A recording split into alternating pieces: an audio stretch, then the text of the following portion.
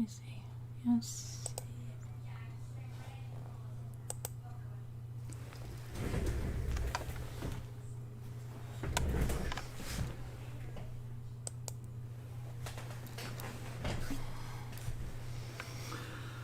Okay, I think I have to shut that light even more.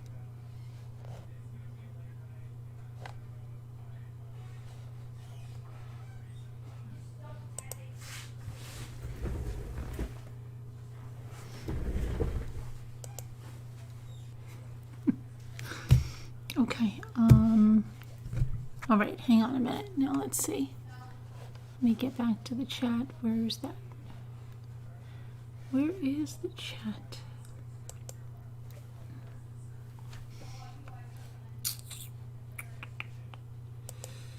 Here we go.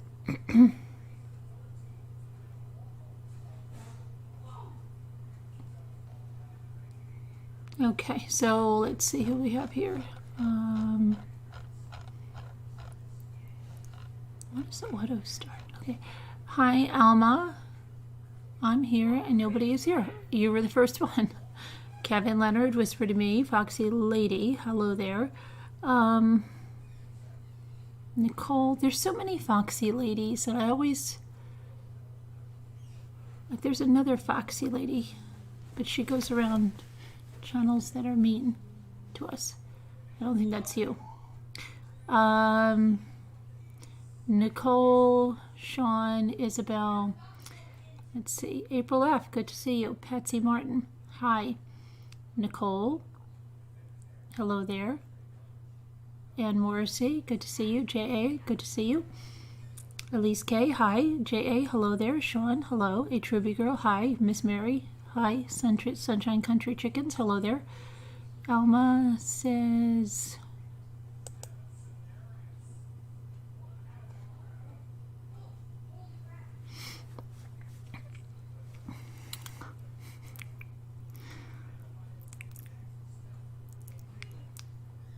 Florida Grey Lady, hello.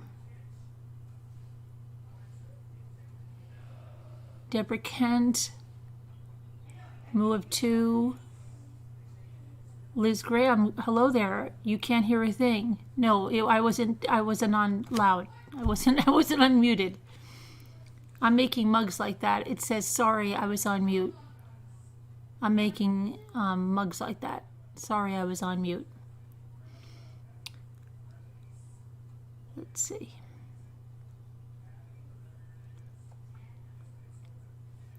Danny Springer, haven't seen you in a while. Hi. Let's see. T Praying, how are you doing? You're falling asleep. I'm sorry. I had no idea. I was doing some diamond painting. I don't know what I was doing. I looked and I said, how is it 1:15? Please tell me how it's 1:15. And now it's like 2:15. So it's ridiculous. I'm not going to stay on that long, so don't worry about it. Nana T, Maggie Smith. It's been a, like, hi, Jen Doe. Let's see. Mama Kim. Sonia, Pat Miller. Hello there, Kathy Allison, Sassy Darcy, Delphine. Now everybody's coming through. Okay. All right. Two Scooters here. She's just hiding. She's lurking.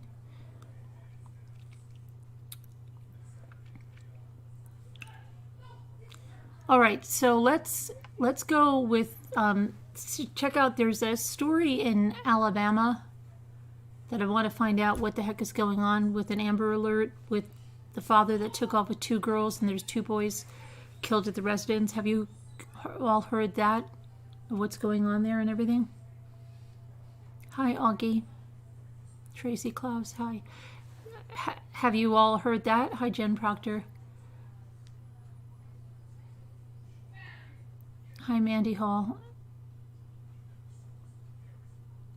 Whisper to me. Newfie. Hey, Newfie.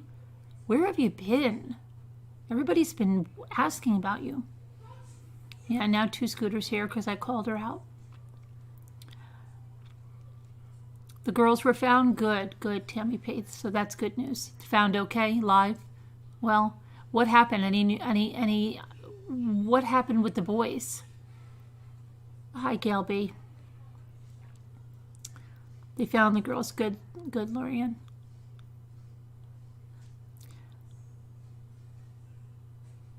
Hello, dreaming.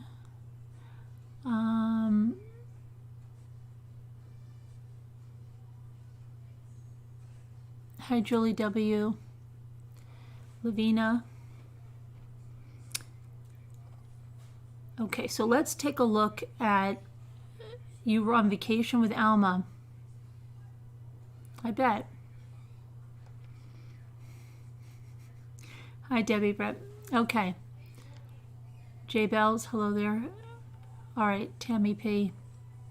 Believe the dad killed them and then he took the girls. Were the boys his sons? I'm going to have to see if I can get any more info on it. Let's see if we have any more info on it. I was even going to make a video about it, and then I just got into other stuff, and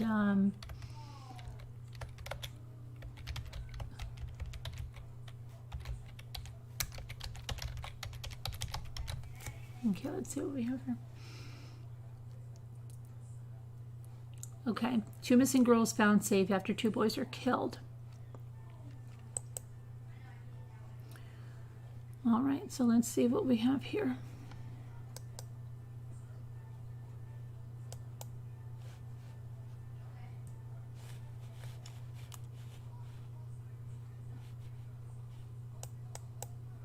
Oh my gosh, stay. Okay, so let's see. The 2 girls were abducted from... Okay, hold on a minute. Now, why is this saying... Now I'm getting really confused.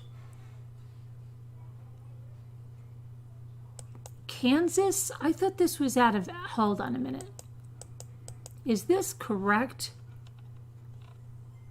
Kansas? Wait a second. When I looked at this earlier,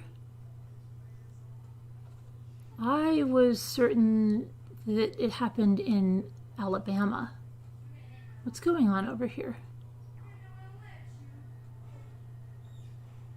Were they found in... All right, let's see what this says, and then we'll say 2 girls who were abducted from a Kansas home where 2 boys were found dead have been found safe in Oklahoma. Now, I'm either losing my mind, or was this in Alabama? Hold on, I've got to find the live chat because I really, really feel like I'm losing my mind now. I'm going to go back to the original link I have for the original story about this because I really do feel like I'm losing my mind. Just hang on for a minute. I can't go on until I know what's going on over here.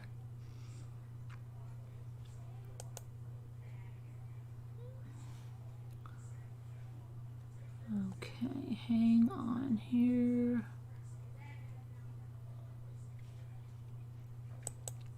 Okay, this is my original link, and my original link says, oh, now it says page not found. Great, because they took the Amber Alert down. But wait, let me check the chat. Tell me some of you saw this in Alabama. Hold on. I don't know where the live chat is. This is crazy. Oh, here we go. I think so. Yeah. Please tell me. No, you didn't see this in Alabama in the beginning? Okay, I'm getting really scared now. Really? You didn't see it at all?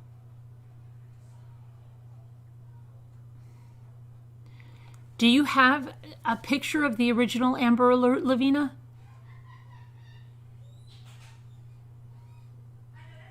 Something's wrong. Something is wrong. Now I'm like really stressed.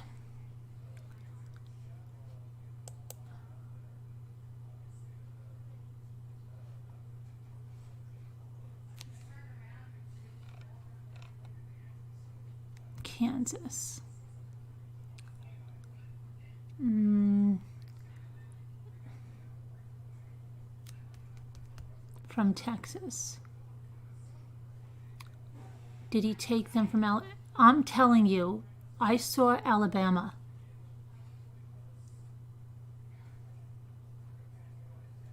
Okay.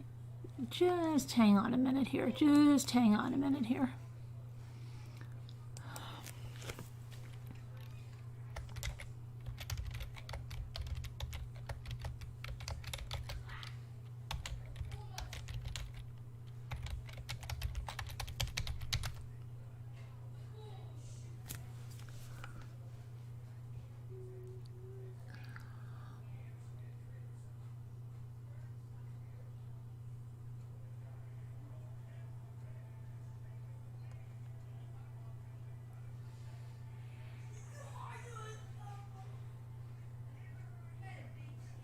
This is crazy. Kansas. How did I see Alabama?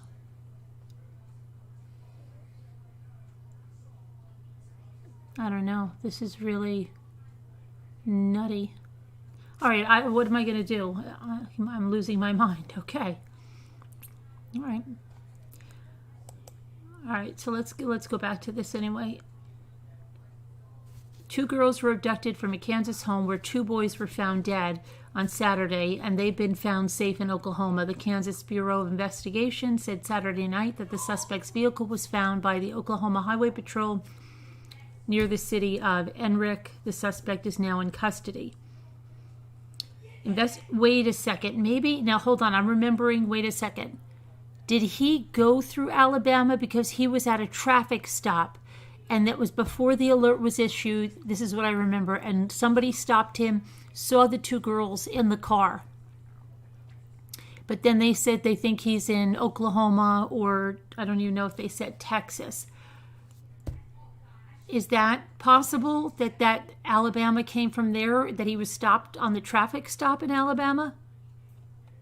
I wonder. Let's see. Investigators identified the missing girls as 3-year-old Avon Jackson and 7-year-old Nora Jackson. An Amber Alert said the suspect in the abduction is the girl's father, 40-year-old Donnie Jackson. Leavenworth County Emergency Management said in a Facebook post that Jackson is also a person of interest in the homicides. Both kids are now safe and the suspect is in custody. The suspect's vehicle was located by the Oklahoma Highway Patrol around mile marker 6, okay, near Eric, Oklahoma. Let's see. And then earlier it said, okay, let's see what they said earlier, if there's Alabama in here at all. Leavenworth County Sheriff's Office asked the KBI to issue an Amber Alert for 2 missing girls, Nora Jackson, age 7, Avon Jackson, age 3. At 1:16 p.m., the Sheriff's Office received a 911 call from a resident in 14900 block of Hillside Road, Leavenworth. The call led deputies to discover a homicide scene with 2 deceased juvenile males inside the residence and 2 missing girls, Avon and Nora Jackson. The suspect in the abduction and the incident is the father, Donnie Jackson. Donnie is a 40-year-old white male, 5'11" and 190 pounds. He has brown hair and blue eyes. Jackson is expected to be driving a black 2008 Honda Accord with KS tag 266MXB. We learned that the Kansas Highway Patrol made an unrelated car stop. Okay, well, that's not in Oklahoma either. I mean, that's not in Alabama either.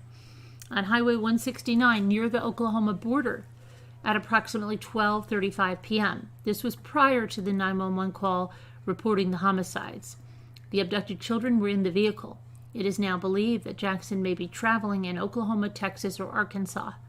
Oklahoma and Arkansas. Maybe it was Arkansas.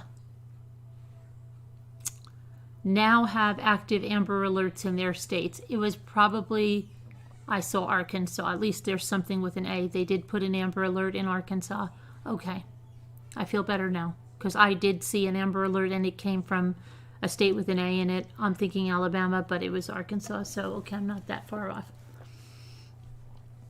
And then they said call 911. Then the children were found. And what other information do we have here?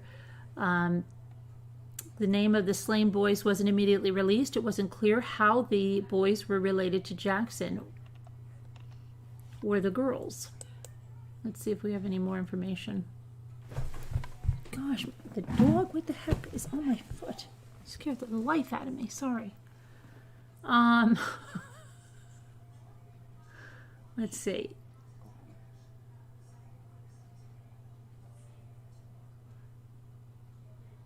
Suspect in double homicide. Let's see if we have anything here.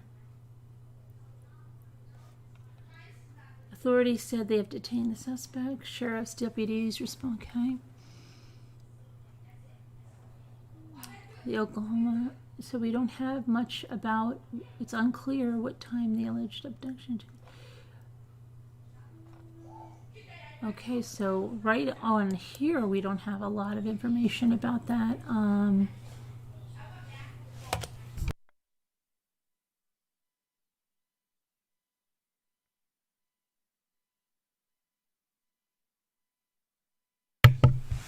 Okay, so let's see now.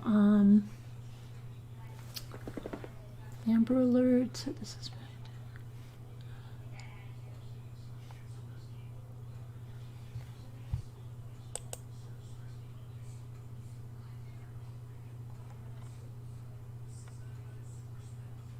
I don't see much. I don't see them releasing much about. They're probably not going to release much about the boys until.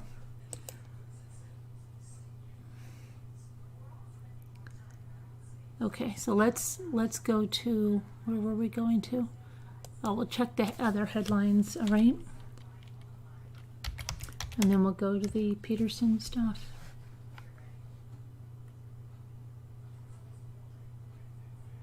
You know, we could do the Peterson stuff in another way. Somebody could play the prosecutor. Let me know. While I'm telling you the headlines, think about this. That means that 3 people would have to come on, at least 3 people. 1 person could be the witness. 1 person could be the prosecutor. 1 person could be the defense attorney. And a small part would be the judge because he says some stuff. If you want to do that, let me know. But you have to be ready to go on that. And you really should be on camera. But let me know. We'll see.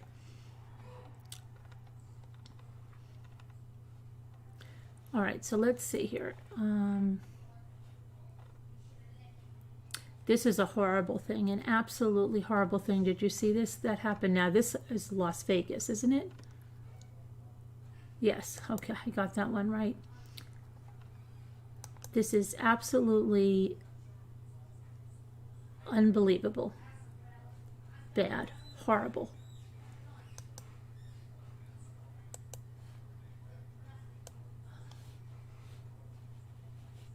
What happened? Get over there. Get over there. Okay. A 2-month-old baby girl died early Saturday after she was allegedly thrown from a 2nd-floor balcony by her father during a domestic dispute. And that's according to the Las Vegas police. The father, who has not been identified, set the apartment on fire and he fled from the scene. He got into 2 car crashes before he was taken into custody after a foot chase inside McCarran International Airport. Metropolitan Police Department Homicide Lieutenant Ray Spencer said the mother phoned 911 just before 4 a.m. to say her daughter had been thrown off of a balcony and officers found her cradling the little girl in the parking lot. When they arrived, the infant was pronounced dead at St. Rose Hospital and Medical Center. Spencer said detectives believe the man and woman were arguing when the father grabbed the child from the mother, walked outside, and threw the baby from the 2nd-story balcony onto the asphalt below. After that, he set the apartment on fire and drove away. After he was involved in a hit-and-run accident directly in front of the apartment complex. The second crash was a rollover on Interstate 215 near the exit for the airport. He abandoned the car, ran into the airport where he was captured after a chase. Spencer said the man was taken to University Medical Center for treatment from injuries from the crashes and for an evaluation for drug use. When he's released, he'll be charged with murder, Spencer said. Spencer said the apartment sustained significant damage from the fire, and the family dog is believed to have died in the blaze. The baby will be identified by the Clark County Coroner's Office. The suspect's identity will be released after he is charged. Horrible.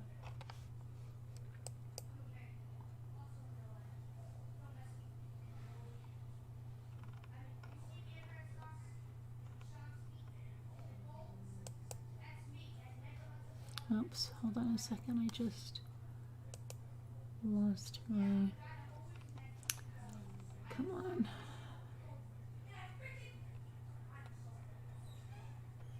Okay.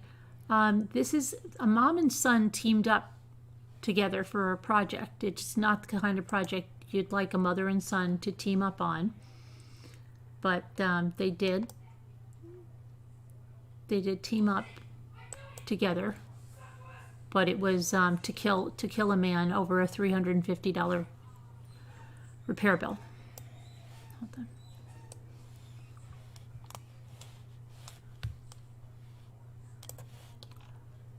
So we have a mother and her son were indicted on murder charges Friday over the shooting death of a Queens man, reportedly over a $350 car repair. Avita Campbell, 38, reportedly served as her son's getaway driver. After Raymond Jackson, 22, fired at LaSawn Lawrence, 27, more than a dozen times, the Queens District Attorney's Office said. But before driving away, Campbell allegedly smashed Lawrence's windshield with a metal pipe. Campbell was arrested 10 days after the September 23rd shooting when police pulled her over at a traffic stop and found a loaded handgun with 2 magazines inside a backpack. Jackson and another man were in the car at the time, but they were released, and Campbell was held on a weapons charge. Jackson is still at large. On October 9th, ballistics tests showed that the gun was a match for the one that was used to kill Lawrence. According to the indictment, that is, investigators also found $10,000 in cash and credit cards and other people's names and a ledger where the names and personal data of hundreds of people were in the vehicle. Campbell was arraigned on Friday, charged with second-degree murder, weapons possession, criminal mischief, unlawful possession of personal identification, and other charges, and Jackson faces murders and weapons charges. The indictment goes on to say that Campbell and Jackson were seen on surveillance video stopping their car, a white BMW, in Far Rockaway, around 6 p.m. on September 30th, and they got out of the car. Campbell carried the metal pipe, and Jackson had a handgun when they approached Lawrence's car, which was double parked. It is hard to imagine a mother teaming up with her son to commit murder, but that is sadly what happened here, Queens District Attorney Melinda Katz said. The defendants charged in this case sought out the victim with the intent to do harm. This was vicious, senseless revenge over a petty dispute. Lawrence's brother, Tashi Montgomery, said that Lawrence had paid Jackson $350 to do some work on his van, but Jackson just didn't do any work. And my brother went to talk to him about it, and this happened. Okay, it's pretty bad.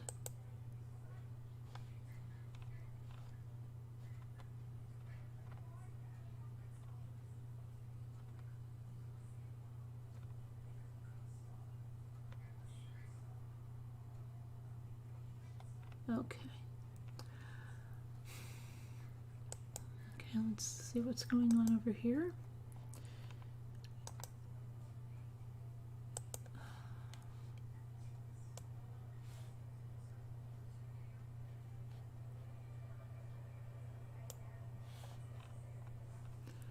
A Texas woman secretly called 911 on Tuesday morning before her husband shot and killed her adult daughter, and himself in a shocking murder-suicide. Too many of these going on. James Olivares posted, "I'm sorry" on Facebook around the time that he shot his wife, Brandy, and Cecilia Williams Olivares. He also shot and killed the family dogs.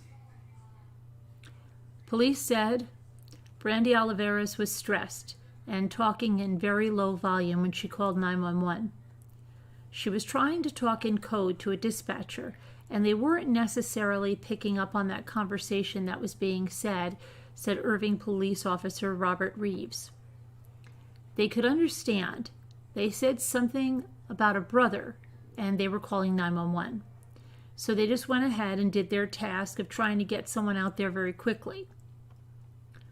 When officers arrived at home and knocked at the door, James Olivares yelled to get a neighbor. Officers said they heard at least one gunshot. Shortly afterwards, police used an explosive device to get into the home and found the 3 people dead. Both Brandy and James Olivares were 45 years old. Cecilia was 18. Irving police said a motive for the shooting is unknown at the time.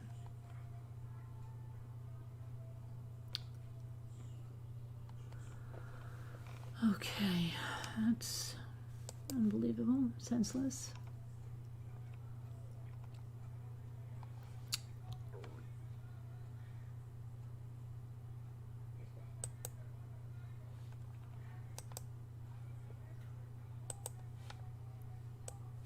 Okay.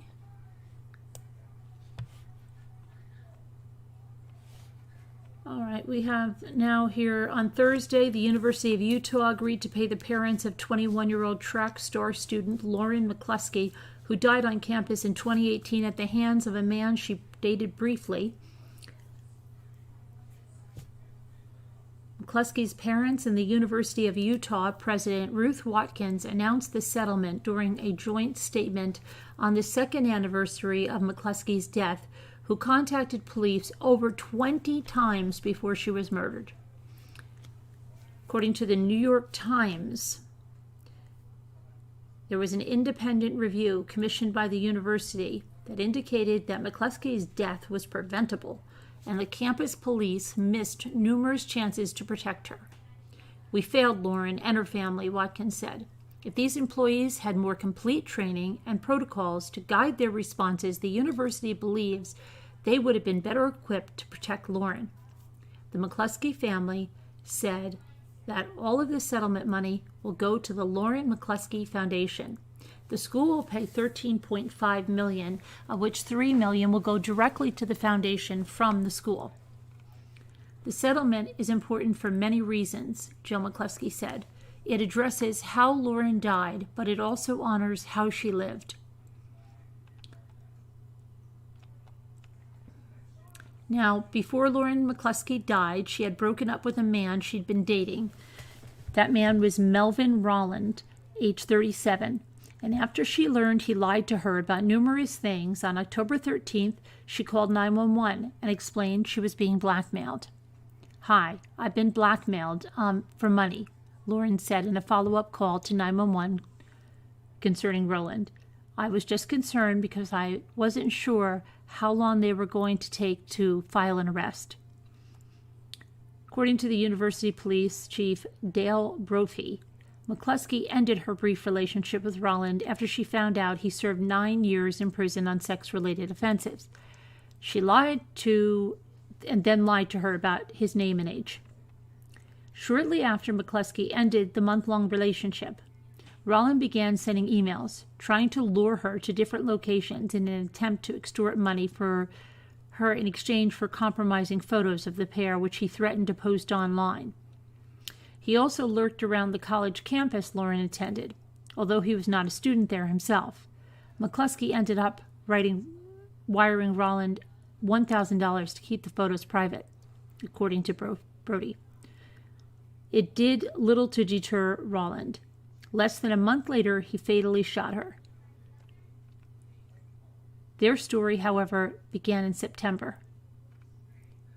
Lauren met Roland on September 2nd at a local bar where he worked as a bouncer. Within days after the meeting, the pair began dating, and Roland began visiting McCluskey frequently on campus. He apparently became friends with other people at the college once he started hanging out on campus with her. By October 9th, McCluskey learned that Roland was not who he said he was. And after learning of his true identity and his past, which included felony convictions for attempted forcible SA and enticing a minor, McCluskey invited Roland to her dorm room, and she informed him she wanted to end the relationship. She allowed him to spend the night and borrow her car so he could run errands. When Roland didn't return the car the next day, the victim's mother, Jill McCluskey, contacted the police and asked for assistance in locating the vehicle. By 5 p.m., Roland dropped the car off at the Rice-Eccles Stadium. For several weeks before her death, Lauren McCluskey complained to police numerous times about Roland. For instance, on October 12th, McCluskey filed a report with campus police after reportedly receiving text messages that Roland was dead. Lauren told police she thought Roland's friends sent the messages, as Roland was still posting on social media despite it being a violation of probation to have social media accounts. On October 13th, McCluskey contacted police again, stating that she received messages demanding she pay $1,000 in exchange for the privacy of intimate photos taken while the pair dated. According to police records, Lauren wired the money to an account after someone sent text messages threatening to post the photos online. On the 19th of October, McCluskey again contacted police after receiving another text message. An officer followed up with her regarding the extortion investigation, but it's unclear whether a warrant was issued. And in the meantime, campus surveillance footage showed that Roland was prowling around the college campus from the 19th of October through October 22nd. Last Saturday, I reported, Lauren McCluskey said to a Salt Lake City police dispatcher, and I haven't gotten an update. I'm just trying to...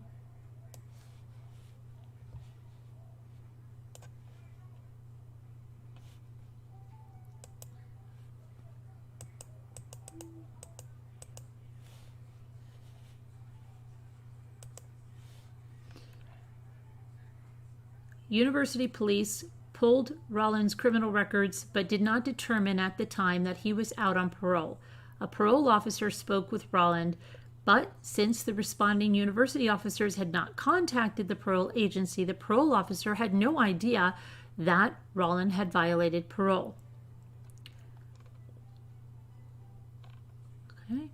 On October 22nd at around 10:39 a.m., Lauren contacted police and said she got a text from someone claiming to be Deputy Chief Rick McLennan and asked her to go to the police station.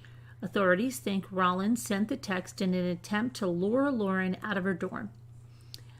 At around 8:20 p.m. on October 22nd, Lauren was talking to her mother on the phone as she left a night class.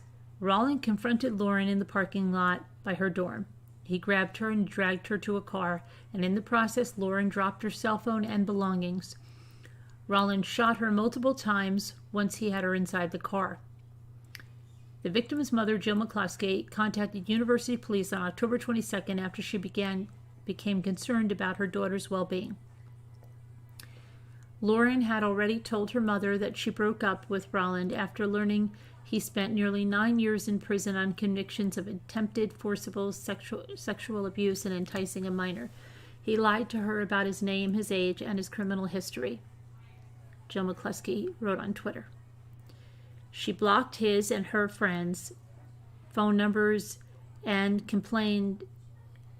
She blocked his and his friends' phone numbers and complained to the University of Utah police that she was being harassed. She heard her daughter scream out while on the phone with her Monday evening, and then the phone dropped. A few minutes later, a female student picked up Lauren's cell phone and informed Jill that all of her daughter's belongings, including her cell phone, had been thrown on the ground. Suddenly, I heard her yell, "No, no, no." I thought she might have been in a car accident. That was the last I heard from her, Jill wrote.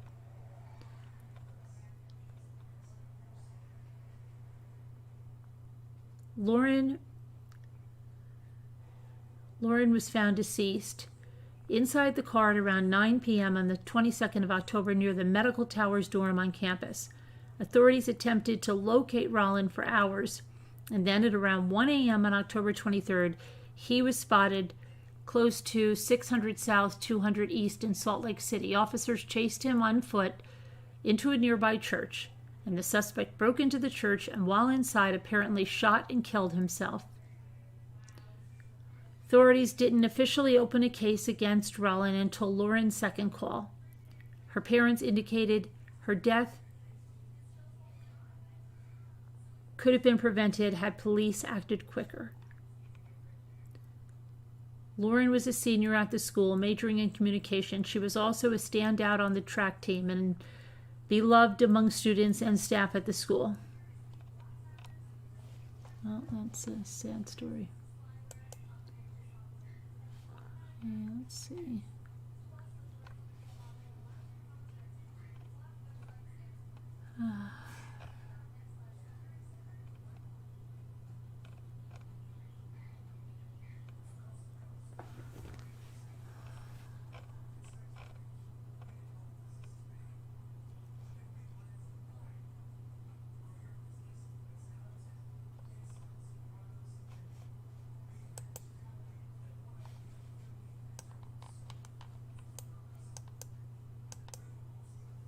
Texas is in the running with Florida for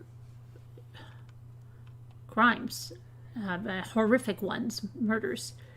A Texas teen has died following a brutal SA in Midland, Texas. According to family members, 15-year-old Jasmine Melendez was SA'd, beaten, and dumped in the yard. First responders rushed her to a hospital in Dallas with fluid on the brain and severe head trauma. She also had a heart attack and was taken off of life support, family members said. Midland authorities have not commented on the details of the case. Prior to her death on Thursday afternoon, Midland police released a brief statement indicating they were investigating the SA of a minor. Hold on a minute. Okay, hang on here. My computer's locking up here. What's up with this? Come on.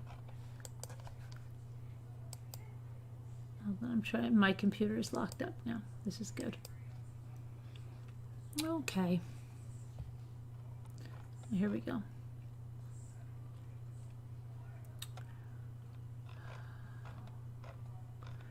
Okay.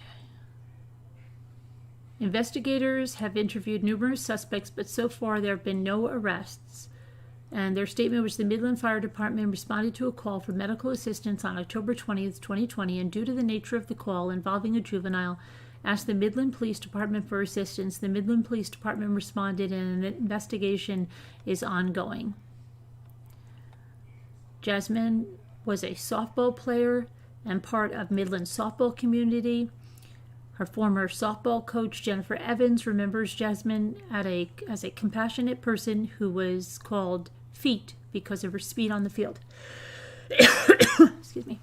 She was really compassionate. She would just lift everybody. You know what I mean? She was encouraging, Evans said. People called her Feet because she was crazy fast. Even the ones who needed help or guidance or anything, she would help them out. She was a great friend. Meanwhile, a GoFundMe page has been created for the family to help out with medical and burial expenses. Okay, and that's going to be it for headlines. And now I'm going to see which... Please answer the Scott Peterson thing.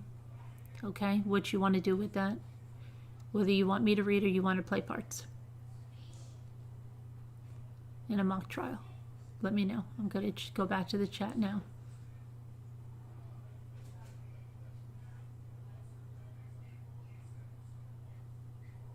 Where's the chat? Live streaming.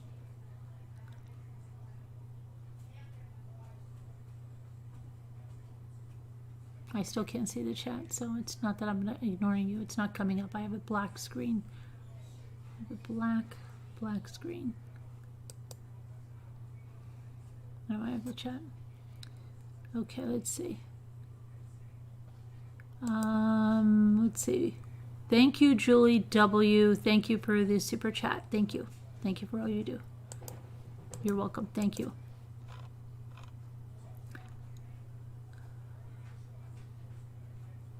Okay, so let's see. You're up for either.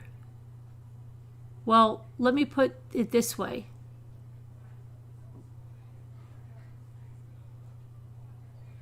Tina's saying no reading. What do you mean no reading? You don't want to go over the Scott Peterson? Tony Monte. Oh, I haven't seen you in a while. Says, please read it. Congratulations on 30K. Thank you, Skipper. I am crafting and listening. I'm good with either one you choose. Hi, WD. I can throw the switch when it's time. Okay, Kevin. Read it, please. You'll play the part of the sexy nurse. I don't have a sexy nurse part. Not really. It's a bit of rubbish. What's a bit of rubbish, Mandy? What are we talking about? No, Scott.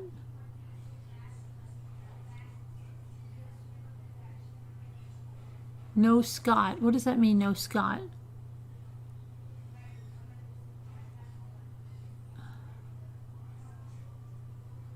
Liza, please read I Have Purple Passion. Skipper, I love the purple eyeshadow. Thanks, Alyssa. Hi,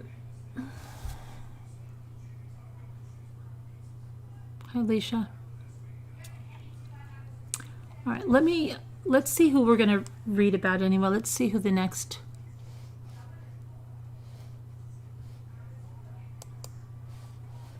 We got to get ready because we got to review the case for the...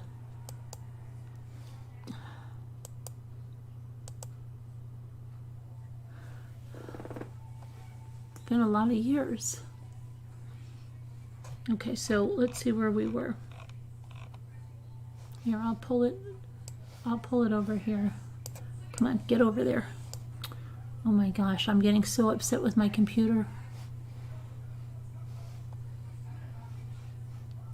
Get over there, please. Okay, let's make this bigger.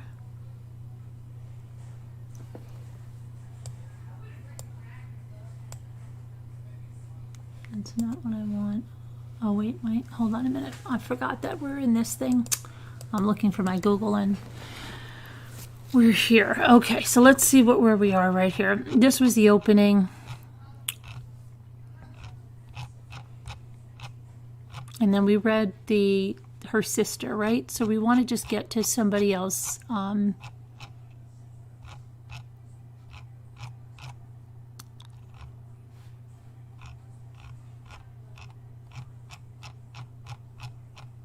We were at her sister. We were still doing her sister, right? Her sister had not been... let's see.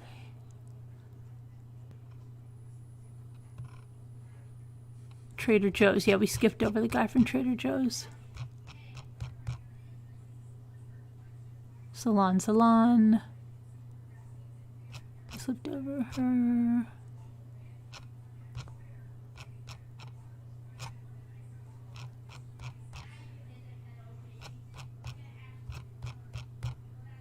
Okay, this is where we were. Amy Rocha.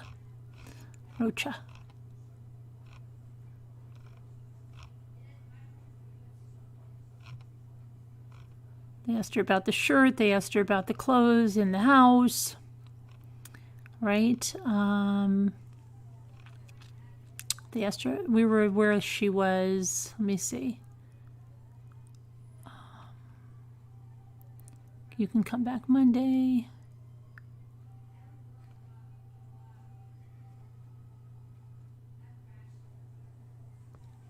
Purchased a boat. Okay, Your Honor. Thank you. I'm finished. Mr. Garrett goes, do you want to start now? This is where we were. Can you come back Monday?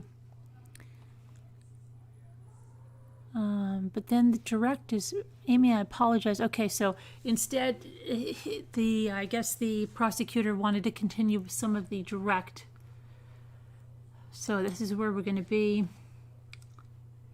And let me just see here. You want to hear about Scott Peterson? You'll help me read it? Okay, I'll give you the number. What part do you want to play? Let me get the number. I've got to get the number. Hold on a minute. I've got to move this over here because I don't want to lose our place. I'm going to have to get you a copy of... Oh, no, you'll see it up on... You'll be able to see it up on the screen with me?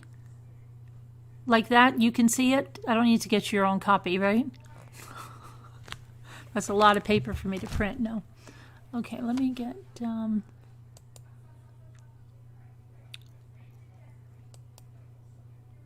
Okay.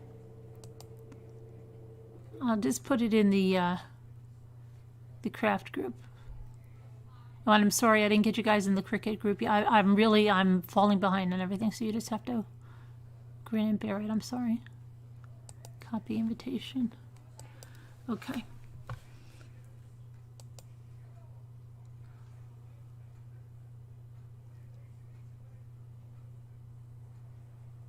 Okay, anytime you're ready, I can get this in Slack.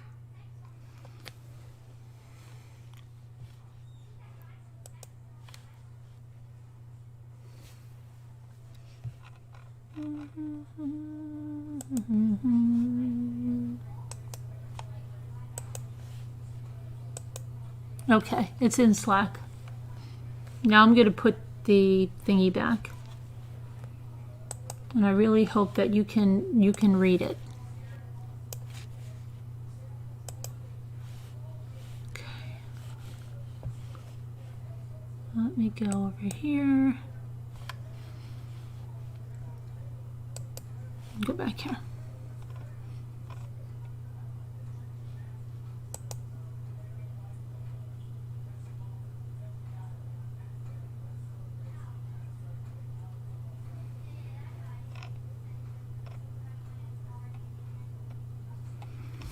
All right, so let's see here.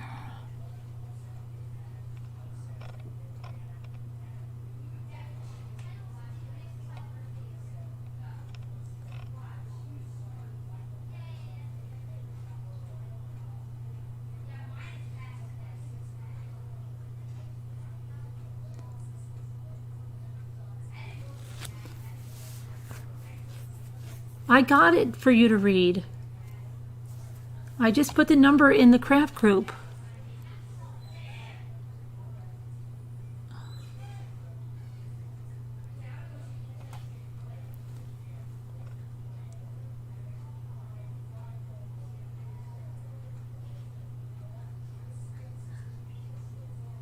What is that, Galby? What is that stick? For your daughter?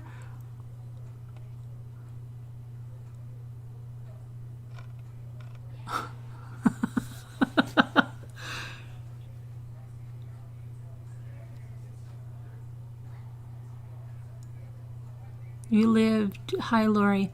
I live just a few miles from the Berkeley Marina, and every single time I drive by, I think of Lacey. I also live right by San Quentin, and I think of Scott every time I drive by there.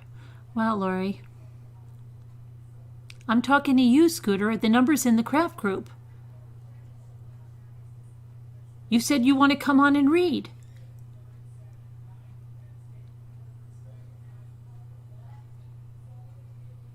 Oh no, really, Sonia? She had a hysterectomy and they have to do surgery again, maybe? Oh, I hope she's okay. Prayers.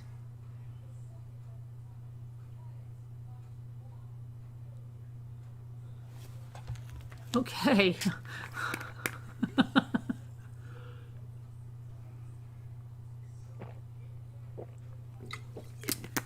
Sounds like something that doctor had on the wall.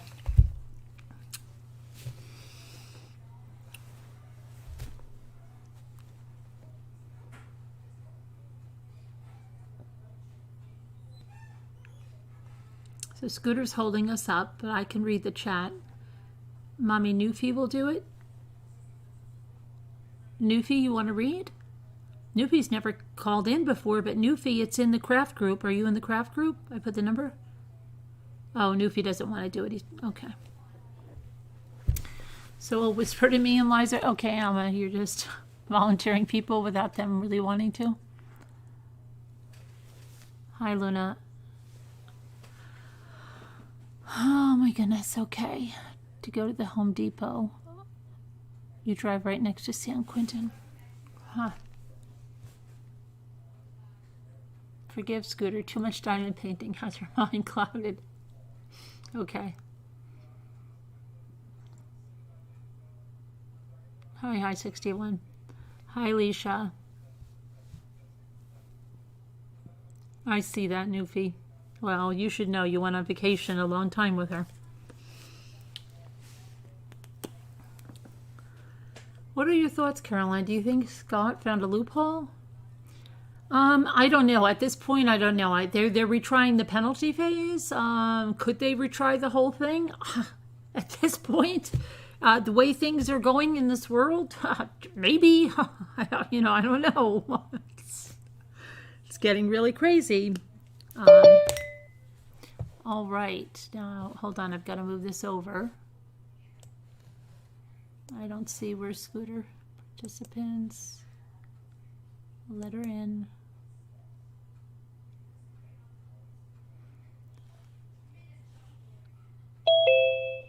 Okay. Now you are able to see the I'm here, ma'am. Okay, miss. Are you able to see the when I pull it over, can you see the script? Or do you need your own copy?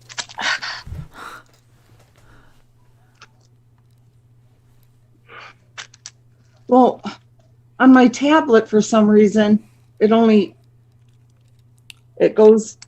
Well, wait, I don't have it up yet because you got to wait a second. I can only see you, like in the large screen. And then in the little corner on the bottom, I see myself. Okay, but you can't pull up YouTube and see the script now? Oh, on YouTube? Oh, do you want to not have the script up there? Can you see it on YouTube? Yeah, I can see it on YouTube on my phone. Okay. How would you like us to do it, guys? Would you like us to do it where I send Scooter the script and you see us on here just reading it and you don't have the words or pictures to follow along, or do you want it up on the screen?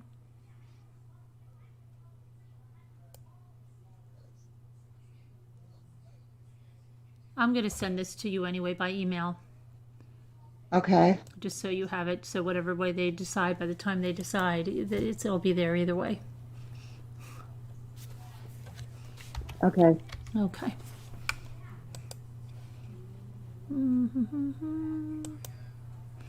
Okay. It should be. Oops. Yeah. It's gonna. Okay.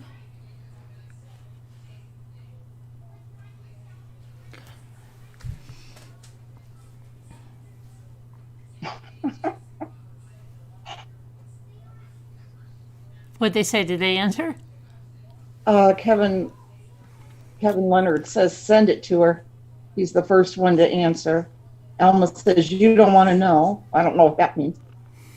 I want to see you too. They want to see us. Okay. Yeah, they're saying so who are you? Are you going to be okay? Someone can be the attorneys, and then someone can be the witness. Which would you like to be? Okay. Well, let me get the script. Okay. It's coming. It's going to a Google Drive because it's really big. Oh, okay. So it's coming. Hi, Gigi. I'm like real nervous now about it. Oh, stop. I almost fell asleep last night. Yeah, that was so bad. That's bad when I'm behind the paper. And then I was like, and my arm dropped off for a minute. It wasn't as bad as the Seaver thing, but I almost went out a couple of times. I know. I felt like I was driving a car, and then I had to like wake myself up. I'm like, hope nobody noticed that. And I tried to wake myself up again. But if it's just so relaxing when you read. You put your own self to sleep, and the rest of us. I was just like gone, and I'm like, whoa. I meant to tell you too. You should do audiobooks. I did do some chapters of an audiobook. I never finished it. Like for a company. Oh. That's hard, though, because you have to be like, you have to keep doing it over and over. Okay, let's see.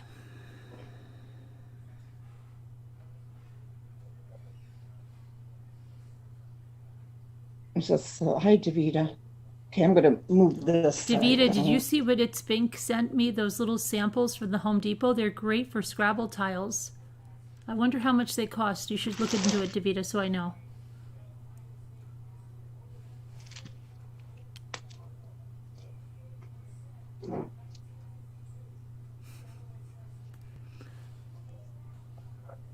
It's coming along. It's halfway to the Google Drive.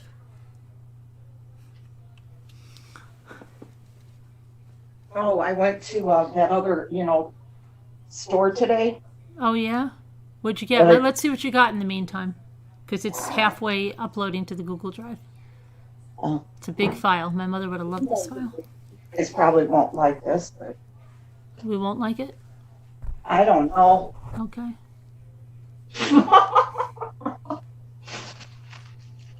This is another thrift store? Yes, I put the thing on my channel. Oh, I didn't see it yet. It took like 6 hours to upload it, Oh, and it's really? only like 14 minutes. Wow. And then I had it sideways. You should have went to McDonald's. Maybe you would have had a better Wi-Fi connection. Oh, good idea, because I have part 2 to upload Yeah, tomorrow. it shouldn't take 6 hours. I would go somewhere where there's a better Wi-Fi connection. Yeah, because I don't have, I'm just on my 4G here. We Yeah, have no, definitely. Go somewhere where you can hook up to a Wi-Fi. Oh, yeah. Do you have like McDonald's in there with Wi-Fi? Somewhere like Well, that? there's a McDonald's. but Starbucks or I don't something? think- I think they're closed, aren't they? Just No, the but in the drive-through? parking lot, you should be able to pick up their Wi-Fi. Oh, that's Starbucks? true. Yeah, Something like I that. was at Burger King drive-through. Dunkin' Donuts. Yeah, we don't have that here, but What kind of vacation town is it? Without a Starbucks or a Dunkin' Donuts. well, they have they do have Starbucks, but it's in Kroger's inside, Mm-hmm. and there is a donut shop over by Indiana Beach. Okay, so what did you get? Let's see. These I think you'll like. The little elf. Oh, and I asked about tins for you there too. Wait, and let's that'll see be on the second. Let's see the elves. Hold on a minute. Move them over. Where'd you get those? Let me see those. What At is that? that store, I've the never vintage. seen those elves. Who makes those? This one says it's got a thing on it. It's got an actual little tag. And it says made in Japan, specially for Oh my Lee gosh! Ward's, Those are the Japanese. Elgin, Illinois. Yeah, those are the ones that I have from my mother had those, but I don't have one with blonde Really? hair. Ours look more like the elf on the shelf. But they're Japanese knee elves. Can he hold his knees up? Wait, Oh, his knees are, he's got like long feet. I've never seen an elf like that. What was the name of the company? Japan for Lee Ward's, it says, even on the front, the tag. Lee Put that Wards? one down. I'm going to have to look that up. Yeah. Japan for Lee Wards. Then these other 2 regular ones from back in the day. These are kind of like the ones I have at home already. Okay, can you hold them These steady? 2 little ones. A little bit steady. A little bit steady. Oh, those are different too. Is there a year or anything on those? They are different, aren't they? Let me see. These, no, there isn't a year on these. But you can tell they're old. I know, like my mother had 3 of them. They were my favorite, and she said, "Oh, they were hers." And then I have them now, and Luke loves the one, and the other ones they're in the box. But I think they're like Japanese knee elves, and Oh, Maddie and Amelia loved my little elves. Right, yeah. I let them keep them actually for a long time. They named them Mary and Joseph. We'd always play with them together. You don't have them anymore, you said? Bonnie kept one, Oh, and then okay. I took one at my house. I have it there. Right. Amelia's picture, and I keep it there year round. But this one is different. I never have seen this. Like you said, this Japanese thing. Okay, you should. Okay, now I can send it to you, so you'll have your script in a minute. Share it with, share it with you. Okay, got it, send it. Kevin Leonard says that's the one I put in my purse at the store. Okay, I can just show you the other stuff later since you got the script now. That was the only Christmas stuff I got. Oh, the squirrels, those are cute. Very cute slippers. Very cute slippers. Very cute. They probably don't have them in my big feet size. Okay, All right, I looked let at me see. Japan for leave words. So tell me when you get your script. Okay. Is that all you bought there? No, I'll show. I thought you wanted to read now. No. I want to see what else you bought.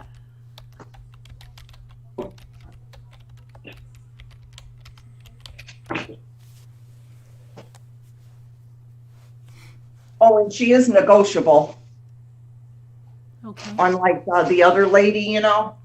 Oh, the other lady wasn't? No, well, I never asked the other lady. I haven't went back there yet. Okay. So but she does have a. So those elves were they $2.50? They were all different prices. Because the ones you had said $2.50. Huh? The ones you had said $2.50. Did they? Okay. Well, she gave me a little bit of it. She gave me like $1 off. How much did you pay for the other one? Okay, this one is $6, the little Japan one. Right. This one $2.50 for some reason. Mm-hmm. And then this one, he looks just like him, but she's got $4.50 on there. Oh, well, it's still a good deal because I'm looking on eBay. She didn't want to give them up. I know. Actually. Really? Yeah. I remember looking at them ages ago because I wanted to get some more like the kind my mother had and that I got from the house, and I took them because I love them, and I have 3 of them. And I'll give you this Japan one. What? I'll give you this Japan one. Oh no, keep it for yourself. Let's see. No. Oh my gosh, look at this little, can you see this little, hold on a minute. This is a little Japan one. Look at him. Hold on. Uh-oh. See him? He means a lot to you. Look at that little Japan one with the little tiny little candle. Look at that. It looks like a little baby elf. Oh my gosh, look at that. I've never seen these elves, these, with just the knees like this, and they're not knee hugger, but it says a knee hugger. So I remember, look at that one, Scooter. Does she, well, she doesn't, not coming up yet. I'm looking on YouTube. She doesn't have more of them, right? Like this? These were she had other ones, but they were like pipe cleaners. But look, you can't see this one. Yeah. Look at this one with the side glancing eyes. I'm watching, but it's still showing me, showing you. Moo's gonna showing you. Moo's already bought it, probably. Well, this makes me excited because now I can send this with your package. It makes me excited to give you. Look at this one. Look at this little baby one. Why isn't it showing me? Come on now. You can't see it? Okay, here we go. A white screen. Oh. Look at that. It's a little baby elf. That is adorable. That's crazy. That's why we should have people go to thrift stores all over, and then people could say what they're looking for, and then they would have a list of things, and everybody could help each other out. That would be fun. But it's like pulling teeth here, so. Yeah, I like how he has this hair here. I've never seen hair No, on these no, before. no. We have them like kind of like this kind of. I think, let me see. We have them with like the little muff around their hands, and their knees can go in and out of the hands. And then I have the other ones These that, have the little muff on their hands. See these tiny ones? They got oh, the, they have the little muff on their hands. and then look at the feet, how they're like stars or something. Let me see. Well, you can't see because you have them off the screen. Look, Okay, hold them steady, steady, steady. they're different than my elf's feet and legs that I have at home. Mm-hmm. At your house, yeah. Are these them too then or not? They probably are. They're probably because everything I'm seeing are these knee hugger things. And they were from Japan. I remember that because I remember looking them up.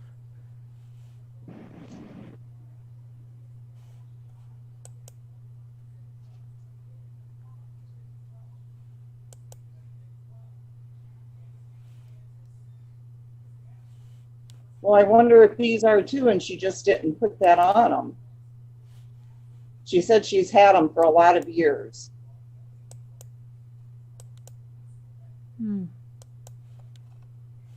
I'm going down a rabbit hole. She didn't, yeah, at the last minute, she's like, oh, because she was giving me a discount on everything. And she's like, I don't know if I can do it with these guys. I'm starting to change my mind. And I said, don't think about it.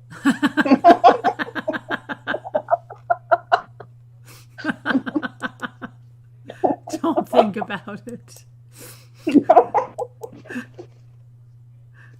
I really want them back. Okay, No, then, just I bought them now. That's it. You what? No, I'm joking. Yet you're telling the lady that's it. I've already bought them now. That's not right. You can't change your mind. Look what was sitting there, Carolyn. Oh my gosh! Really? Now what? Just naked baby, Cupid doll. I couldn't believe it. How much was that? Well, you know, I'm not sure. I got the other one too. Look. Oh, in the package? Let me see. Yeah, this one's never been opened. Can I see the tag? Who is the Kewpie? Who is it made by? Wings, made in Taiwan. She wanted $6 for it.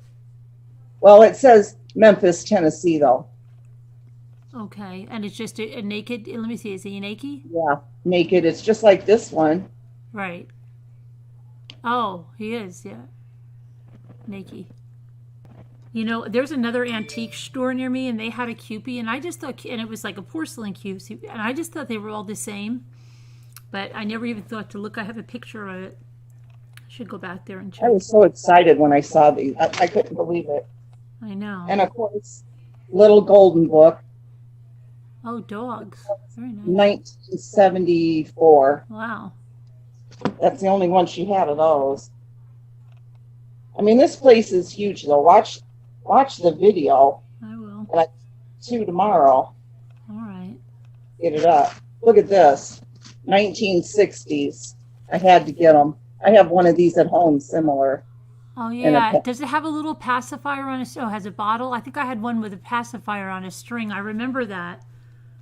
This is a bottle. Look how huge that bottle is. It's huge. I used to have one like that and had a pacifier on a string, I believe, and I used to put them in those little ricotta cheese bassinets that the people down on town made. Look at the diaper. It's got a diaper pin. With a big pin. And then this little one. So she had all these old dolls that had never been opened? Well, she just... Where does she get all this stuff from? People, you know. Yeah. She gets them from... She's been there for 15 years. And like I said, it's a big place. This, I don't know why, but I just had to get them. I thought they were cool.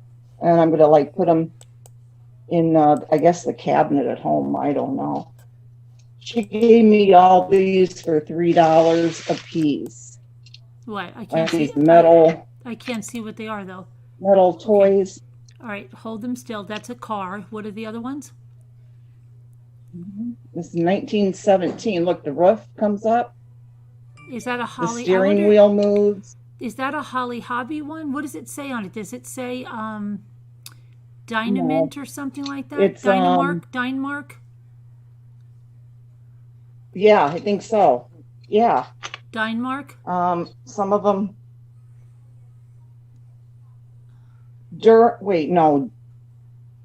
Durham Industries, New York. Okay, Durham Industries. Let me see. Made in Hong Kong. Let me see the other two. I think Yeah. they're Look at along this the lines one. of those Holly Hobby. Yeah, I think those are the Holly Hobby ones. Move this way. Yeah. Really? Yeah. Those are the ones like I have. I think they came from the same line. Some of them might be the Holly Hobby one, and some of them might just be the regular line. But that's who it is, I think. They're just Durham. so cute. I don't know why I said couldn't pass them Dynemark. up. Durham is who makes them. Yeah. So this hutch, and there's all kinds of, ones in here. It's a heavy bag. Oh, They're all like heavy metal. how many did she give you? Oh gosh, I took the whole thing. She let me have Is them. that the coffee grinder? Well, let me see them. No, this is a well, Oh, like a. Or She's- wait, did you say $3 a piece? yeah. Since she's like, I'll just let. See, she had this for $10, But we can't see it. and she let me You have like it move. for. You've got to move it towards the plants. You've got to get by the plants. Yeah. Okay, that's Can you a see well. it now? Yeah, that's a well. I've never seen that one. What else did you get? It's supposed to have a bucket, Mm-hmm. a hutch. I just had to get them. They were adorable. Rocking horse. Mm-hmm. Really rocks.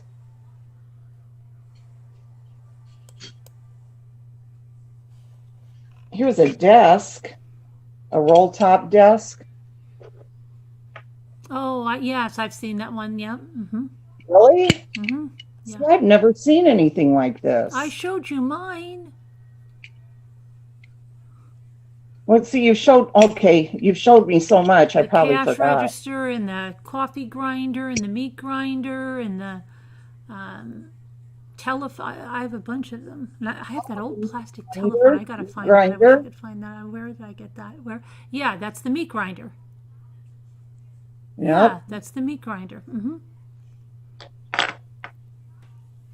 There is a coffee grinder because I remember she showed it to me because I asked her what it was. And it should have a little drawer that pulls out of it. You have to go this way. That looks this way. A little bit this way. What is that thing? That's a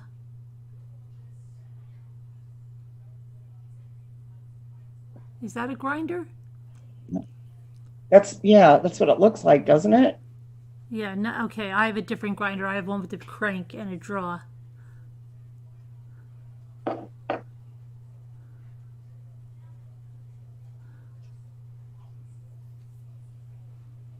A lantern. Yeah. Yeah, that's cute. You love the beet grinder I showed Henny? Yeah. Look at this old stove, or whatever you call it. Potbelly stove, yeah. Yeah. Cute. This is some kind of a lamp. There's a shade in here for it. Okay. Here comes Oh, this Dave. is what I really like. I have that too. You do? Yeah. Yeah, I do have that. I don't know if Jimmy brought that down or it's still upstairs, but I know I have Okay, the phone. he's here looking. He didn't know I had all this. Hi. What are you doing, love?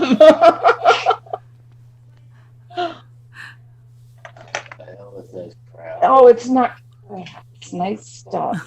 It'll be worth a fortune someday. What is that? Fireplace. Oh, a fireplace. I haven't seen. That's like a Little House on the Prairie one. Yeah.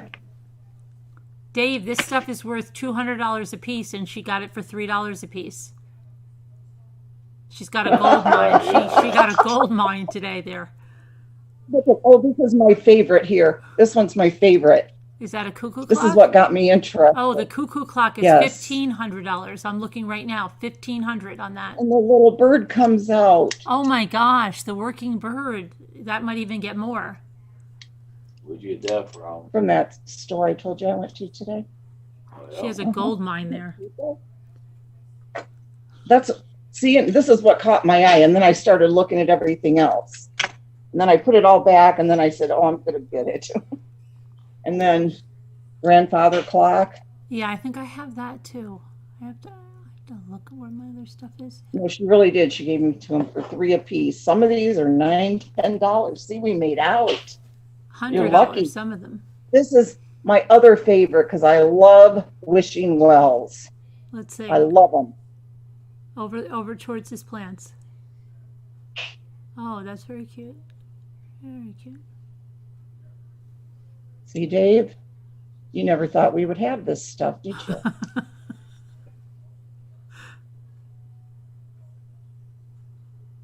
This is going to be a surprise. Oh, it winds all the way up. See? Can you ask Dave if he ever had an avocado that took really, really long? The root is there, but really, really long for the stem to develop. Asking you about the avocado. Have you ever had an avocado that's taken really long? Listen, she's asking you a question. What? I have an avocado that has the root really well, but the stem to come up is taking forever. And I look inside and I can see it starting, and it doesn't. It just stays there like that. Oh, I'm doing great. Yeah. I'm doing good. I know. I'm doing So good. you haven't had one that stayed there like that? Just No, mine are growing, though. Growing good. Yeah, no, it's growing good. I mean, it's still alive and it's healthy, but it's just like little. Mine take a long time. Yours don't take a really long time to. No. yours don't take a real long time to grow like that? Hold on. Let me go get mine and I'll show you. Hold I on. don't know. Hold on. I'll show you. Hold Oh, on. it's just yours. I'll show you. I'll show you what I mean. Okay.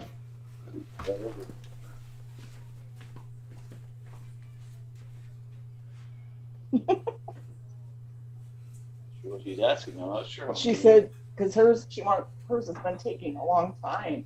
It's not growing like that. I know they're healthy. They're These growing. look droopy too, the leaves. They're not? Okay. Hold on. Oh, here, look, Dave. All right.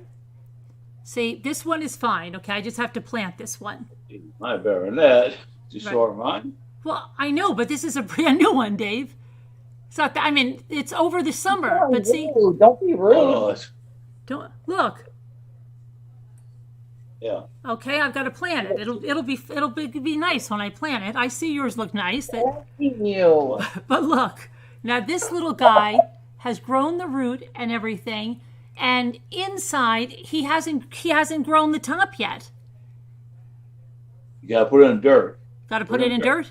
You put it in dirt. All right. Have you ever had anything like that? Well, I had roots. I put them in dirt. Yet You didn't wait for the stem like this one? They go better in dirt. They grow better in dirt. Okay. So just put this guy in dirt. This one that has the nice root. One in dirt. Yeah. Well, yeah. Once you get roots, you put them in dirt.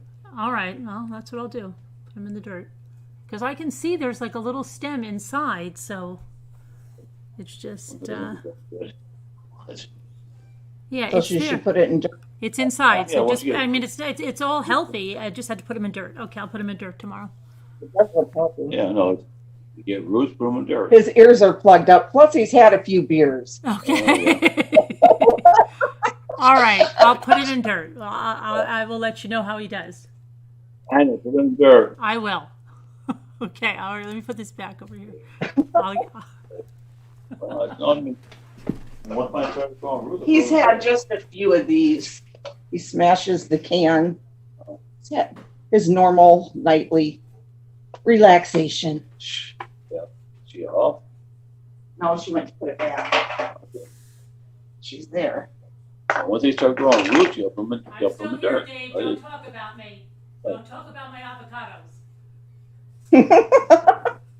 I can hear you still.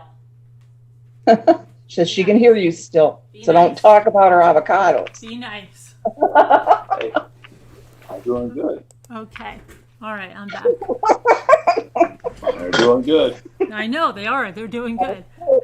Oh, don't brag. We get it. They're good.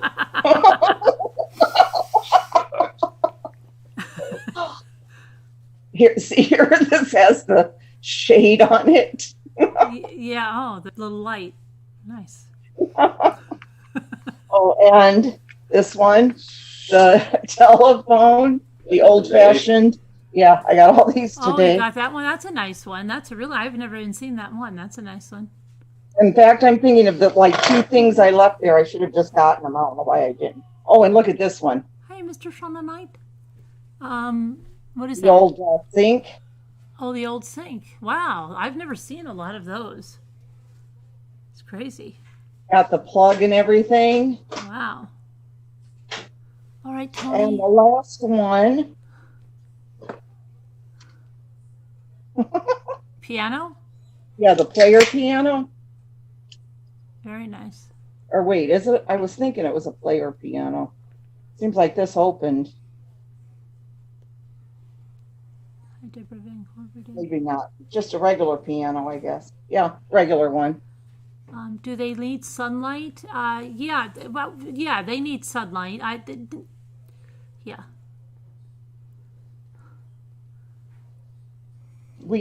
We smash ours too. He has his Hi, Jen. light beer, and I have my bubbly. Like, Yeah, he likes beer.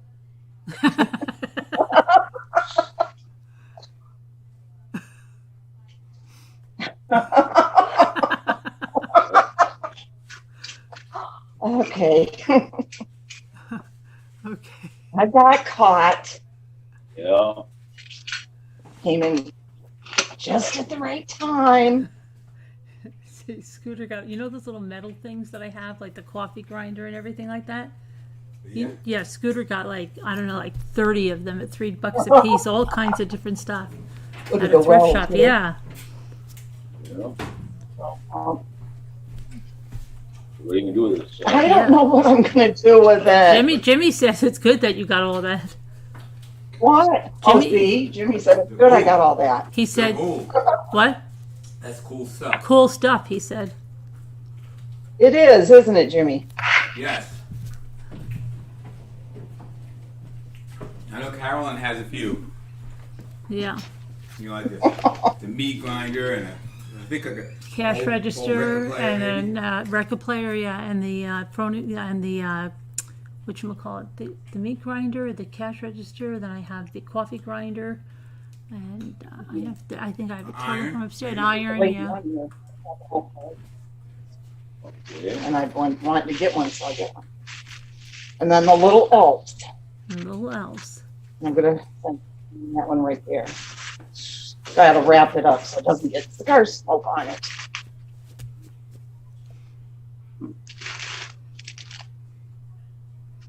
Okay, dear, you can go watch your show.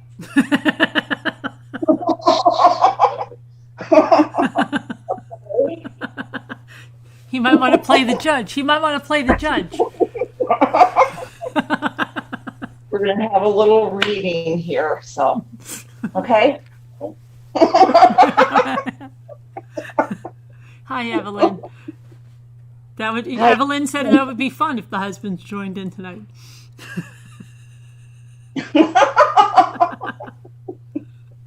Oh my gosh. Hi, Lou. It's winter time again. I know it's cold, right? Yep. Okay. All right. So did you get your script? Now check for your script. Okay. I'll go to get my script here. I put my script. I won't be able to see YouTube.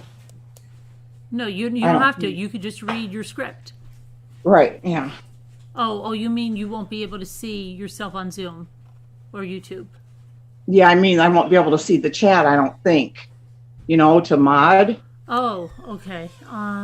Let's see. Or wait, Hold on a second. I might be able, because I can get my email here on my tablet that I have Zoom on. Should I do that? Or you could just pop out your chat and put it next to your script. Can you pop out your chat on your thing? On my tablet? You know, you click those 3 buttons and you pop your chat out. So it's just your chat strip.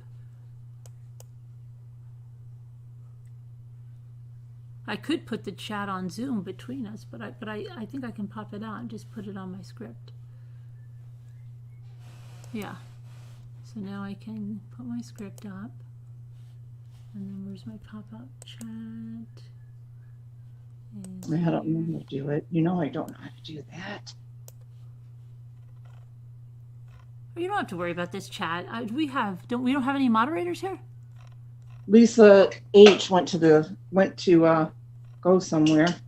Oh, she's here.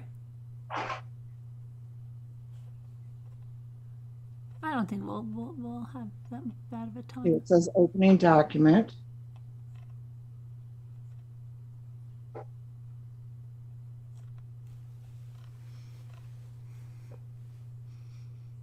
Oh, J Bells is here.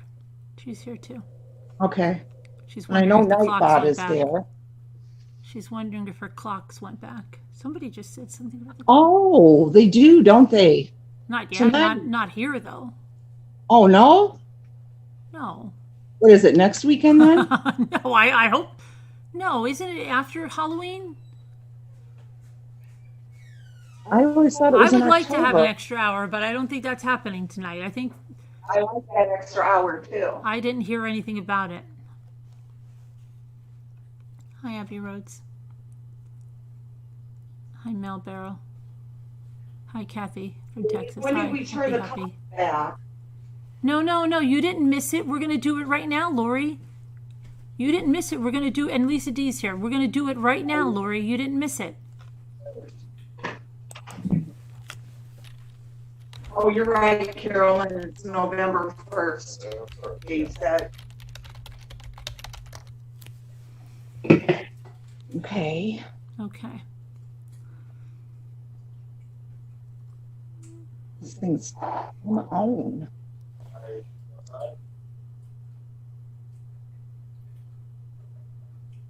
Trying to download it. Opening in Google Drive. There we go. Okay. Finally downloading. And show me what page we're on.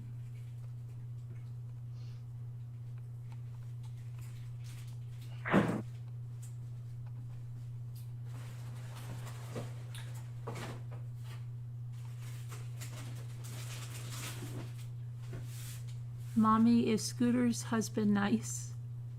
Who said that? Kathy from Texas. No. Jimmy says no. Oh no. What are you doing with the script, Carolyn? We're doing the reading of the Peterson trial. I think I should just read it from yours. Oh, really? He is nice. He's just very shy. And he couldn't hear. So he was trying to act like he could hear. And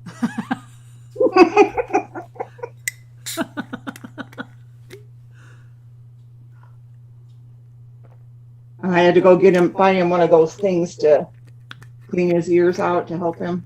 Oh, yeah. Peroxide. Yeah, he has that too. He's always had that problem since I've known him.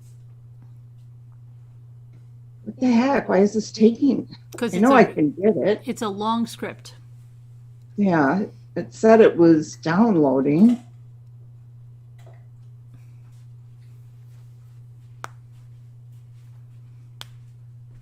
Whisper to Me says shy with a bunch of question marks. He really is. Kathy very said much he so. probably doesn't want more stuff. Oh, he doesn't care. He really doesn't at all. I can buy whatever I want. He He always You tells should me come on to. tomorrow with 2 black eyes.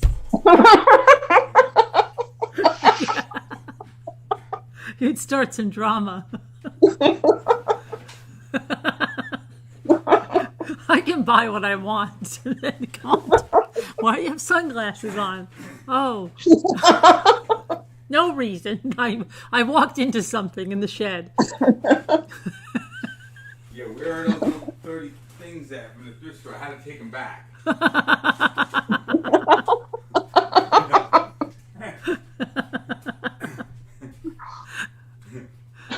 No, I promise that is something he's super good at, though. He never complains about me buying anything.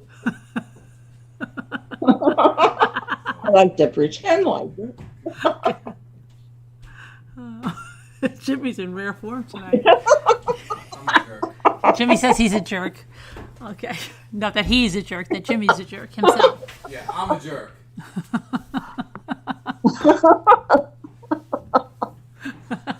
I promise it's downloading. See the little arrow thingy? Okay. It Yeah, shows I it's see it. downloading. I see it.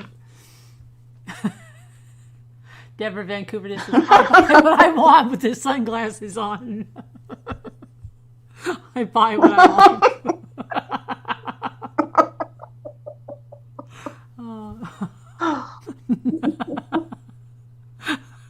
Everybody's going crazy. He said, so that explains why you tried to hide them when you walked in the room.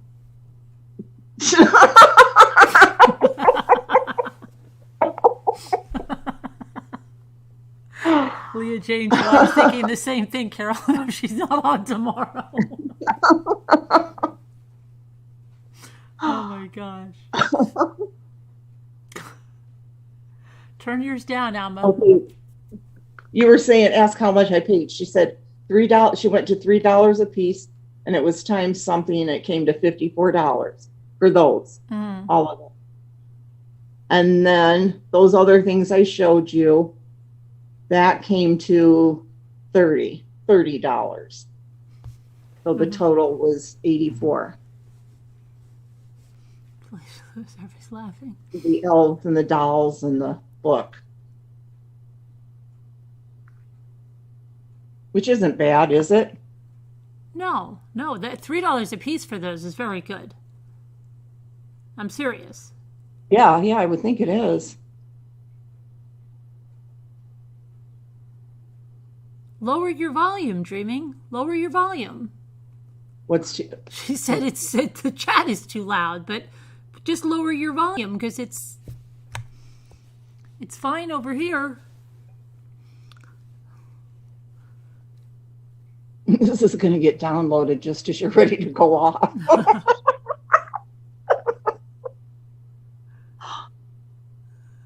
It says June, July, and August, right? Is that what? Yeah, June, July, and August. Now I'm going to be the judge or the person? I don't know. You know, it's going to be either the attorneys or her half sister. Bless you. Thank you. You shouldn't hold your sneeze in like that. You sound like Jimmy. Well, you tells me that shouldn't. all the time. I do it. It's a habit. It's not anything like he always thinks like I do it with just us here, and he's like, "Why do you do that? You should let that sneeze out." Because I'm like, I just always have done that. Somebody else does that, and I have always tell them the same thing. It feels so good to get it out.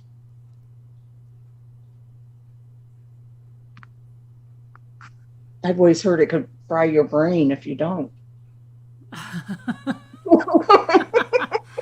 Oh my goodness, that just same thing that cracking your knuckles can cause them to get big, and that's not true either. That's true. I used to always do that. Lavina says the volume is perfect. Where did you get them all today? Karen Duffy, she got them at a thrift shop. It's on my channel. It's KJ's Crafts and Everything. Natalie, we're doing it right now, Natalie. You're just in time. We're waiting for Scooter's script to download. You sneeze just like me, Kim Miller. Good.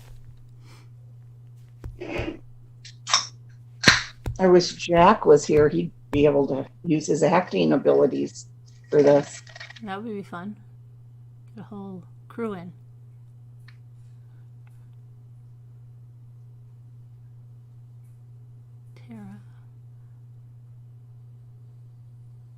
Great bargains. She had two Maxwell. See, Sean Sneed, her husband would love them too. I'm telling you, like Jimmy would be freaking out over those things. Over what? Over those metal things. He loves those. Really? No, He loves these things? the metal things. Yeah, he loves that stuff. He's the one that brought mine down, and then he got another cash register from my neighbor. Yeah, he loves that stuff. Cracking your knuckles can damage your fingers. Did my grandmother? She could.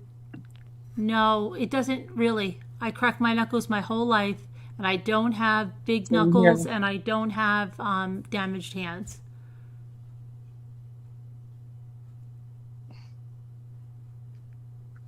Kim. Is this finally done? Kathy from Texas has been hiding her Amazon packages. I don't get a chance. Jimmy carries them in, and Jimmy's more in the Amazon than me.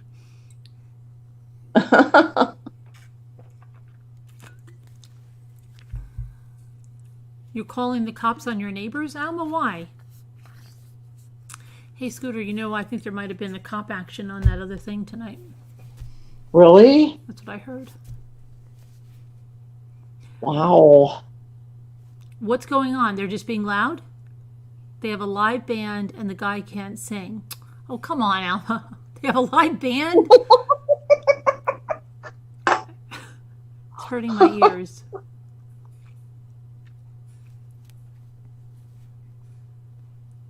Sorry this is taking so long.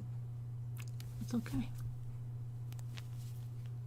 The guy can't sing. Alma, you can't call the police because the guy can't sing. It's horrible.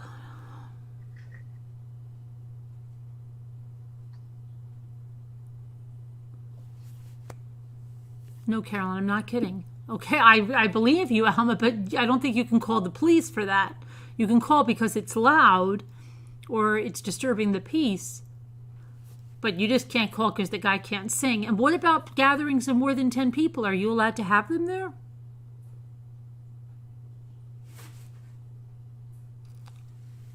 Wow, June, July, August, September, October. It's a long trial. It was a long trial. Well, Did you get download yet? it's still going.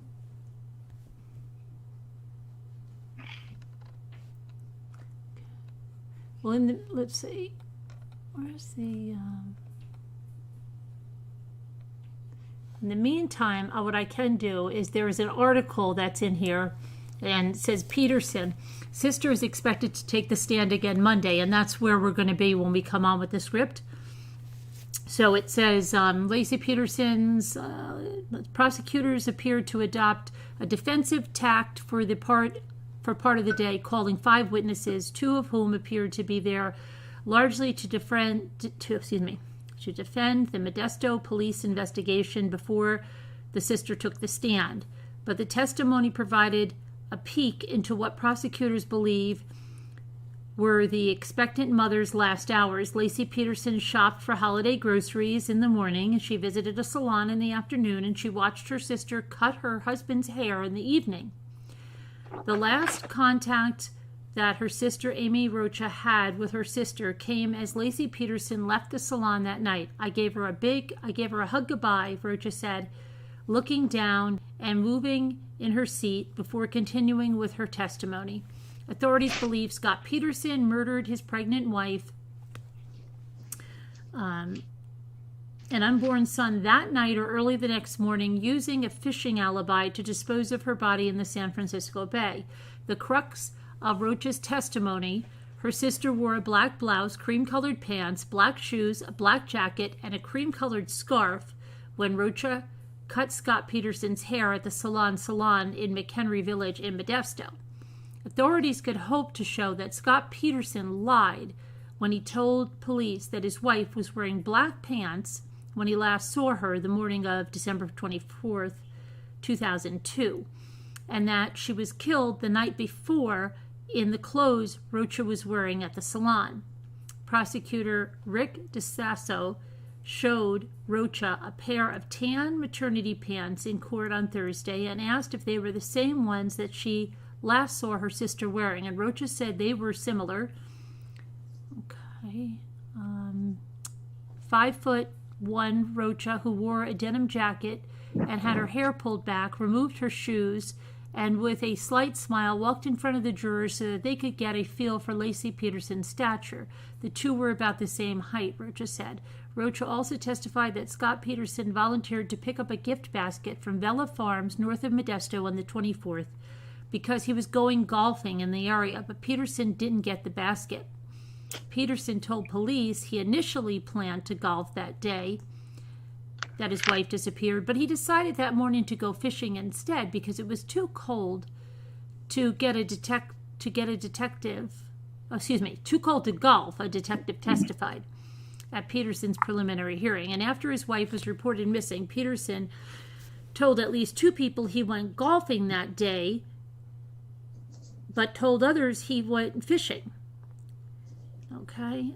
Rocha is scheduled to resume testifying Monday, which is what Scooter and I are going to be doing. Trial is in recess till then. Before Rocha, a witness, before Rocha, a witness of the testimony reporting Lacey Peterson's trip to Trader Joe's. Okay. So. Oh, come on, you dumb thing. I wish I would have known this earlier. I could have started this earlier. I know. I didn't know. Lacey, but now you'll have the whole script.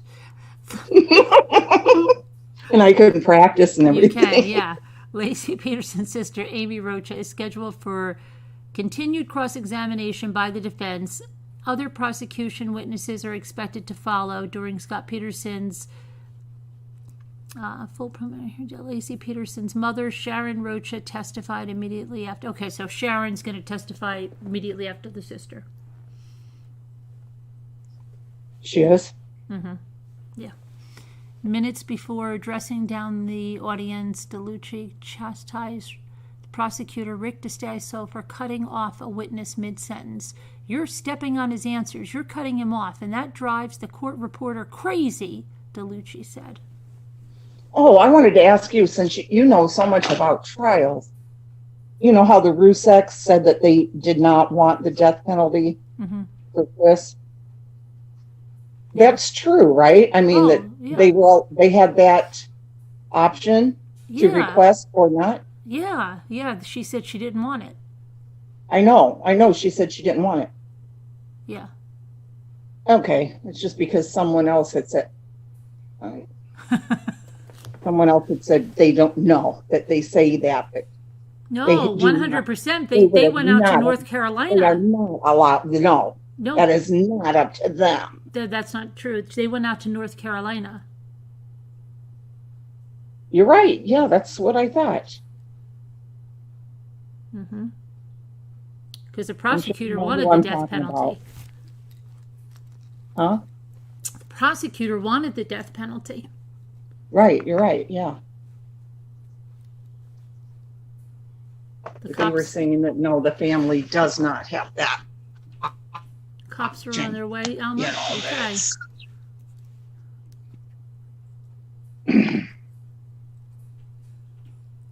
This is slowly moving along. I'll just say someone from the chat must be at the party because they stopped. You like the blue glasses on Scooter? Okay. Thank you, whoever said that. And I would disguise myself.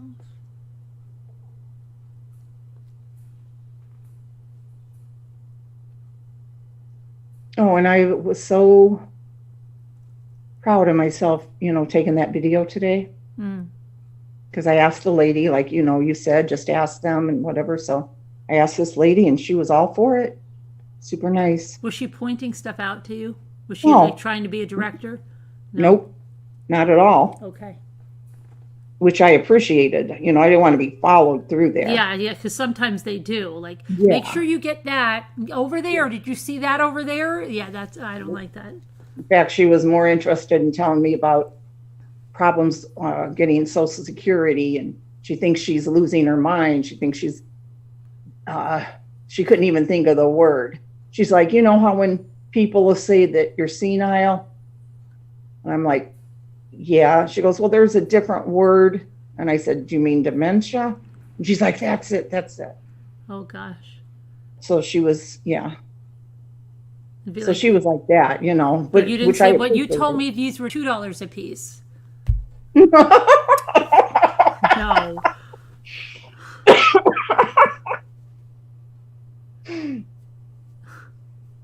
So, but anyway, I was so proud, you know, because Lisa D is here, Davida. Lisa D's in the chat. I just saw her. oh, she is. She was, yeah. She said, I'm here. When you said there were no moderators, she said, I'm here. Oh, I didn't see her. So anyway, I made like 2 different videos, you know, Yeah. and they're like 14 minutes each. The first video that I put up that took 6 hours, you know what? It's all sideways.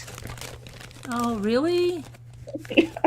Well, you could, yeah, you could put it in a program and turn it around, but Yeah, I'm not going to. The other one though is right, thank goodness. I was so disappointed because I was so proud. I thought, oh, Carolyn's gonna love this because, you know, I'm taking it slow and I'm trying to show. well, I probably things. can download it for you and then switch it around. I even said that in there in the video, and then in the comments are like, Scooter is sideways.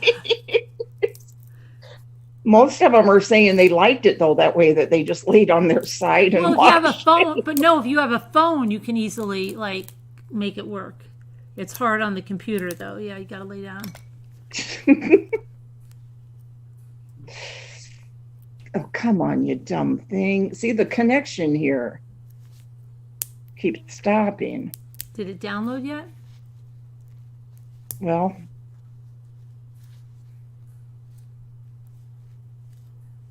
Tabitha turned her head sideways. Are you able? Let's just see if I put it up in there until it downloads. yeah, maybe we could do that. Because it is downloading, it's just taking forever. Uh-oh. Then I keep losing the connection. All right, let's see. Because Buffalo is like a black hole. Our town here. What about if we? Let me see.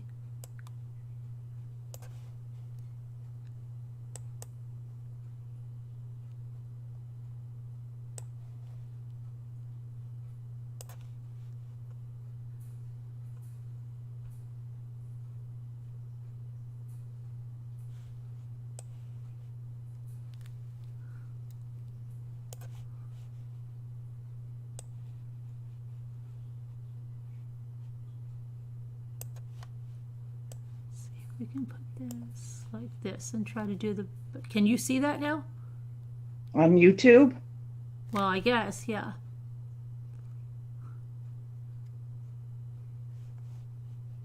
I'm not even on YouTube.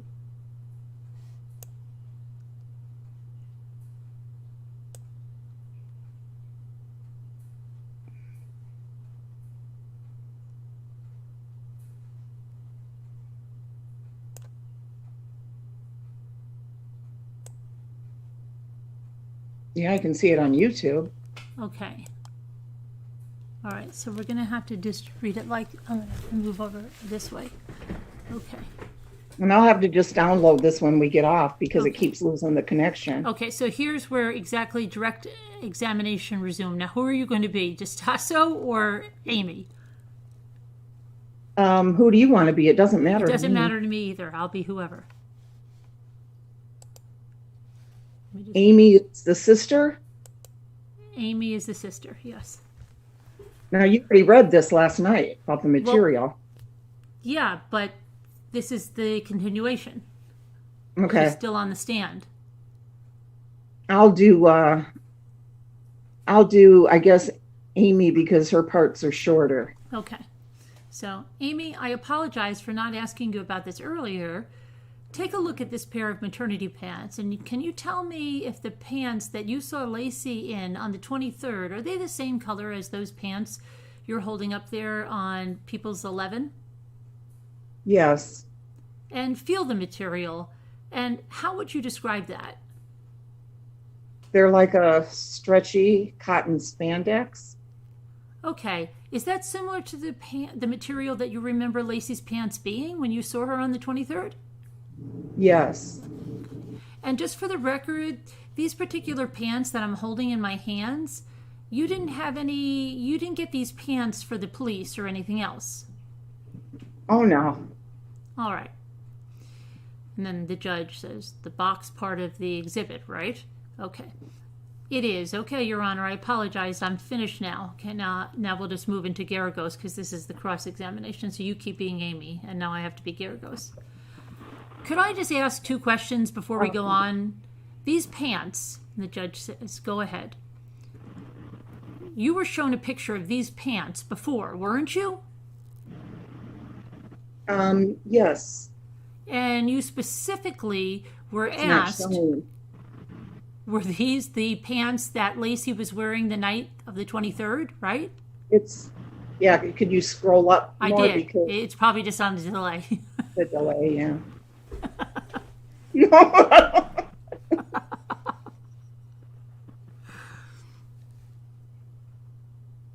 Okay, So you're yes, that's where you are, yes. yeah, yes. Okay.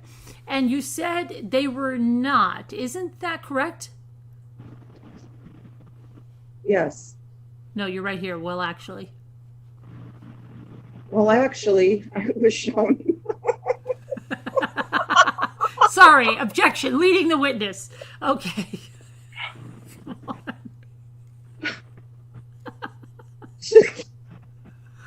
Well, actually, I was shown 3 pictures, and I was never able to, determine one of the 3, but these were similar in color and length.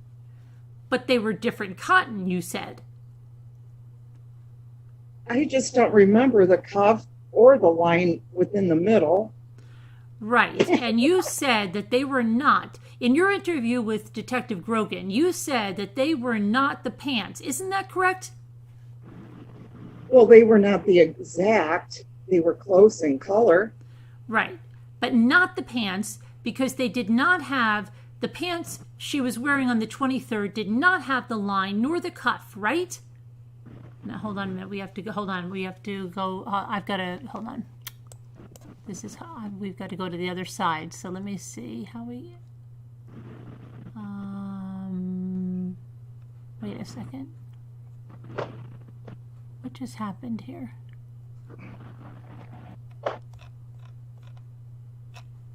Hang on a minute. Take a small intermission, guys.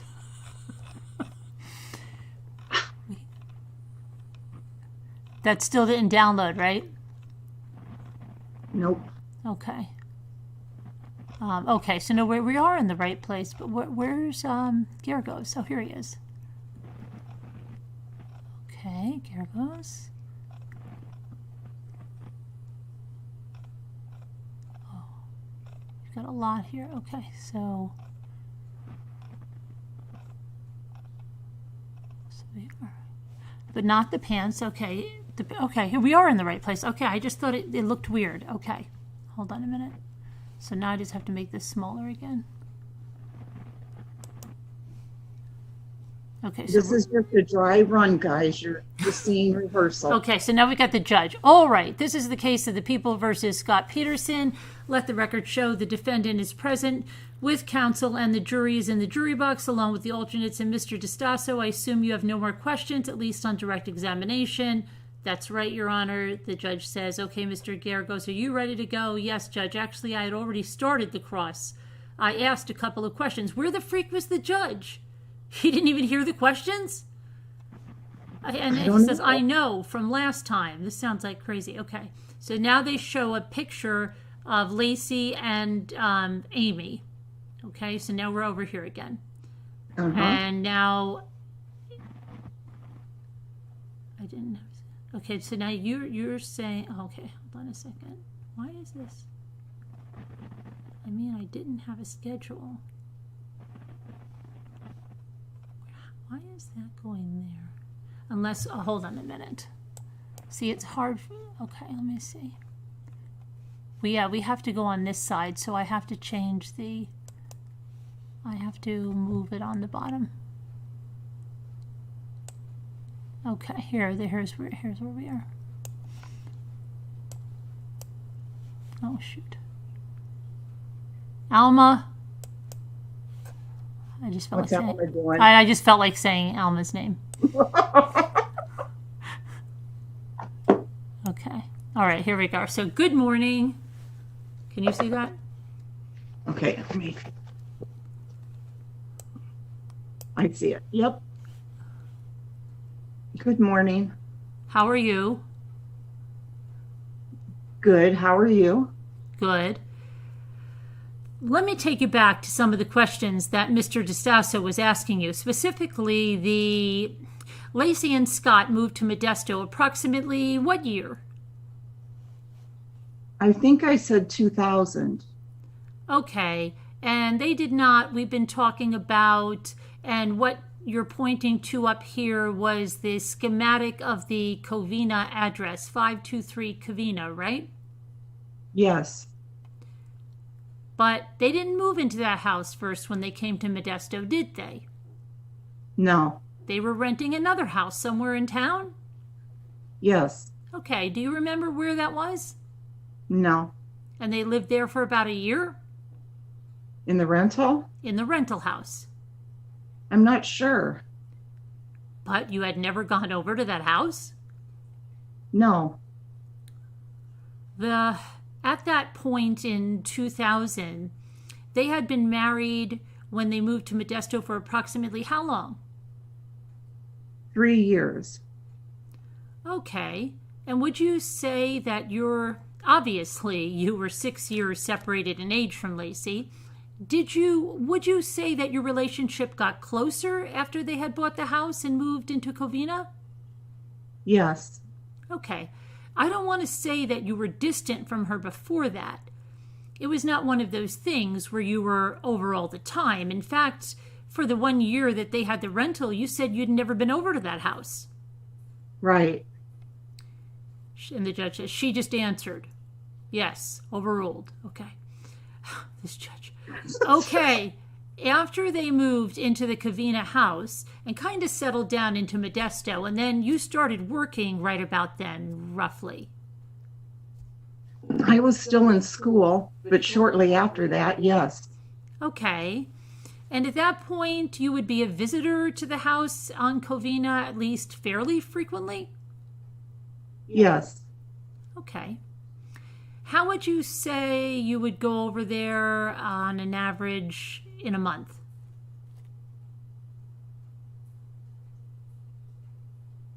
Oh, There's no would she tell you, look, oh no, we've got to go on the, this is, you know why this is, I've got to keep going, Alma! Because I have to go back to knock it off. I have to go back to this side.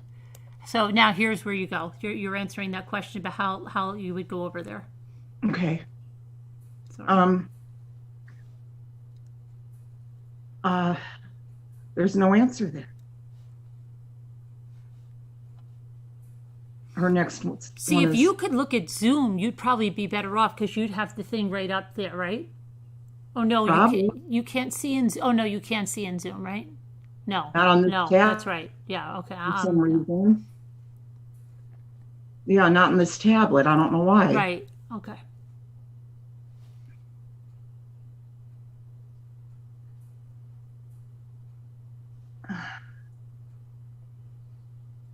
Where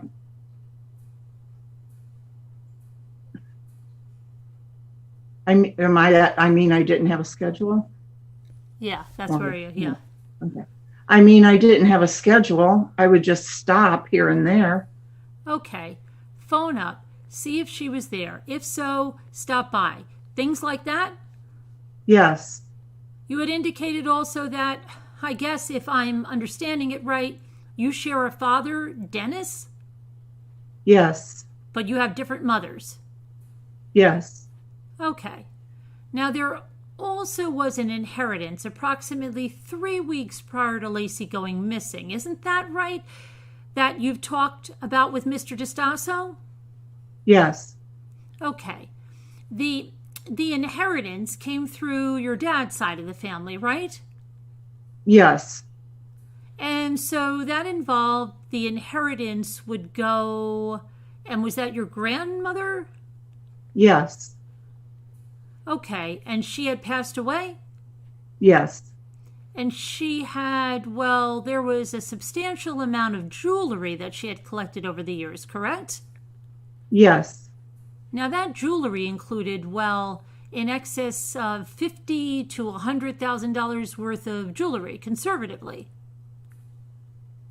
I have no idea what it was worth. Okay. There were appraisals that came in connection with that, weren't there? Did you ever see appraisals for the... I never saw any appraisals. Okay. Is it a fair statement that Lacey basically was dealing with most of the jewelry, and then if you wanted anything, she would let you wear it, but then most of the jewelry she was dealing with or she was in charge of? Well, she was in charge of picking up the jewelry, but then we both went through it, and then we did keep some of it at her house that we would share. Okay. She have the lion's share of the jewelry, I think. I asked you that question at the preliminary and you said yes. Is that a fair statement? Well, yes. Okay. Well, she was always, or were you aware that she was putting a lot of that jewelry on eBay? Yes. Were you aware that she was also going to local pawn shops in Modesto and pawning some of the jewelry? Yes. Okay, now we've got to go to the other side if I'm thinking. Yeah. Okay. Would she tell you, look, this is something I'm trying to get? You two looked at, for example, I don't want to go through every piece of jewelry here. I'm not there yet. Okay.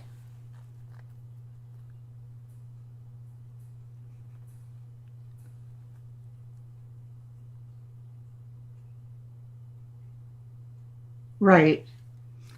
But is it a fair characterization that what would happen is that you had this whole group or boxes of the jewelry that two of you went through it? There was a number of items that you said, look, we're not going to wear this. This isn't our style. It's not my style. Let's see if we can sell this and make some money. Yes. Okay. And Lacey was pretty much in charge of doing that as well, wasn't she? Yes. Okay. You weren't putting stuff, you weren't going to pawn shops. No. And you weren't going on eBay. No. And then would she tell you if something sold or had not really gotten to that point yet?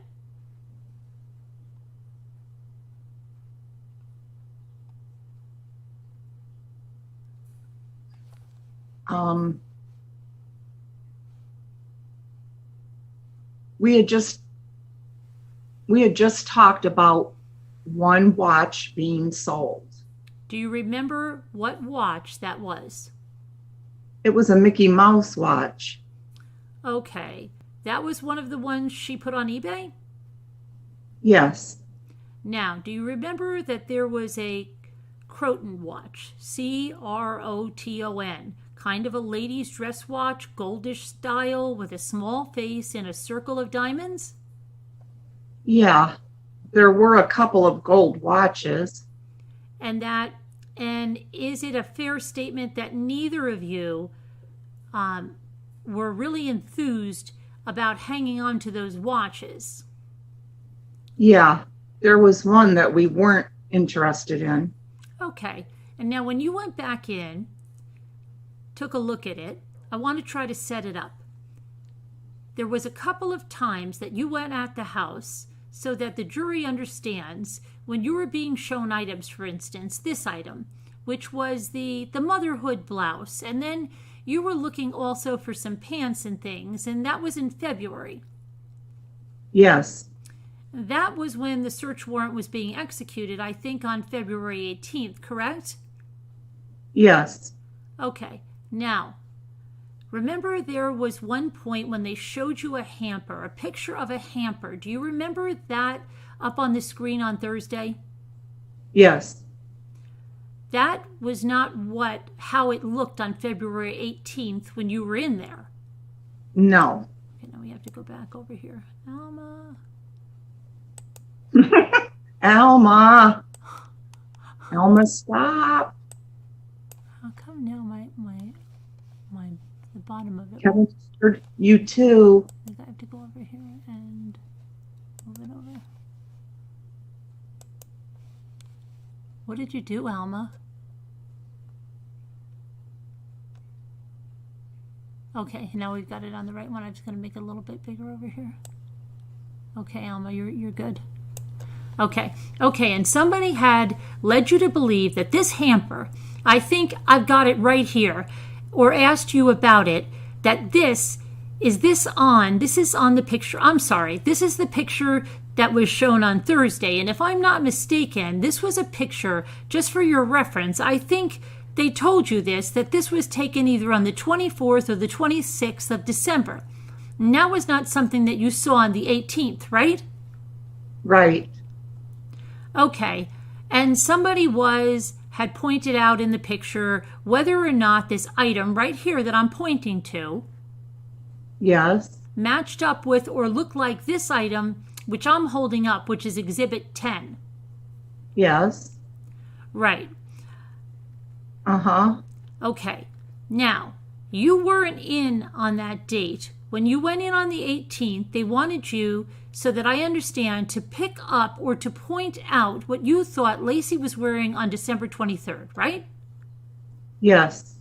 Okay, and you picked out, and I already asked you on Thursday, they showed you subsequently to that the pants that are right here, and you told them that these were definitely not the pants. Objection, Your Honor. That misstates the testimony. No, that's what she told them in her interview. The judge says, I think she testified that those were not the pants. Calico says, yeah. Judge says, she testified to that on Thursday, that those were not the pants. I had testified that the color and the length, but I couldn't remember exactly the cuffs and the line were in them. Okay, right. And they showed you some pictures of the pants before they showed you these, right?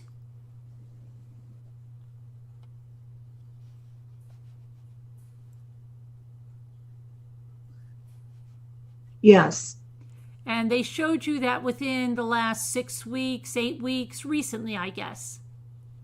Showed me the pictures? The That was a while back. February? I don't know the date. Neither do I, off the top of my head.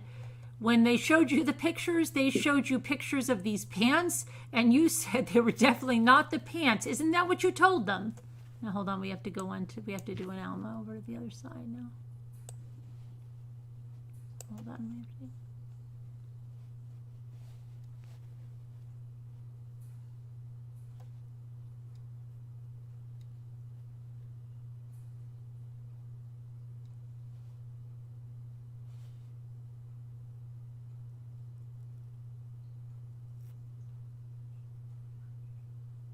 Knob shots. What? I think he said, I don't know what I'm watching while working. I just know the Dodgers lost tonight. Gigi, are you listening? Right, Gigi's right there. This is good, Julie. Deb, you said, okay. If we could just get, once Scoot has the script, there won't be these dramatic pauses. They said I'm frying Scoots. What? That I'm, as Garagos, are frying you. Oh. In the witness stand. Okay. Okay, so do you see your part now up there? Well, actually? Okay. Well, actually, out of the 3 pictures that they showed me, I wasn't able to clearly pick one. But between 2 of them, that was one that... And you said definitely not, is what you told them in the interview. No, I didn't say definitely not. I just between the 2 pictures. Hold on for a second. Let me just pull it up. Well, When you went in the house on the 18th, you picked 2 other pairs of pants. Isn't that correct? These 2 pairs, isn't that what you picked out then? Yes. Yes. Yes. Okay. And then let's see. It looks like it was July 23rd of 2000 and 3 that you had the interview, or they were showing you the pictures and you said you were pretty comfortable with the pictures, correct? Yes. Okay. And then you said that I'll show you the exact spot. Does that refresh your recollection? Yes. No, you're right here. Butt photo. You're right down, right here. I already said yes. No, but so then I said okay, and then you also said that I'll show you the Yeah, but photo number 1 was definitely no, but those are not photo number 1. And then the judge says, for the record, Mr. Garagos, what are you showing her? I'm showing you her taped interview of July 23rd. If I were to tell you that the photos that you pointed out in your interview, when you say that there definitely were not the same, would that refresh your recollection that you said? If you showed me the photos, yes. Okay, I'll get those for you. In the interim, the pants you picked out on the 18th that you said were the closest were this and this, right? Yes. Okay. And then DeStasso says, Your Honor, just for the record, can we have, I don't know if those are marked. Mark it right now, Garagos says. The judge says, hadn't been marked. Garagos says, she identified them, so I'll make this, if I could. The judge says, make this a defendant's exhibit. Garagos says, defendant exhibit A. The judge says, all right. And we've got to go to the next page over here. Hold on. Okay, so now we should be here. And I'm going to show you had also picked out the shirt that you said she was wearing. Is that right? I have to wait till I get that. Okay. We have to wait for the witness to get a drink of water.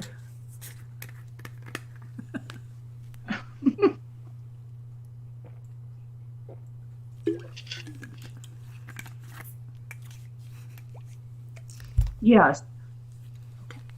Okay. If you can't see, I'll pull it, hand it to you. Maybe if I could see it closer. Sure. Yes. Okay. So you picked out pants. You picked out a shirt, and I'm going to mark the shirt as defense B. You also picked out some shoes, and I'll show them to you first before I mark it. Have to wait again. Delay. Okay.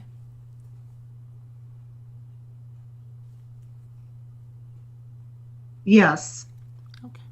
Okay, let me mark this, if I could, a pair of shoes with a placard that says 21 on it.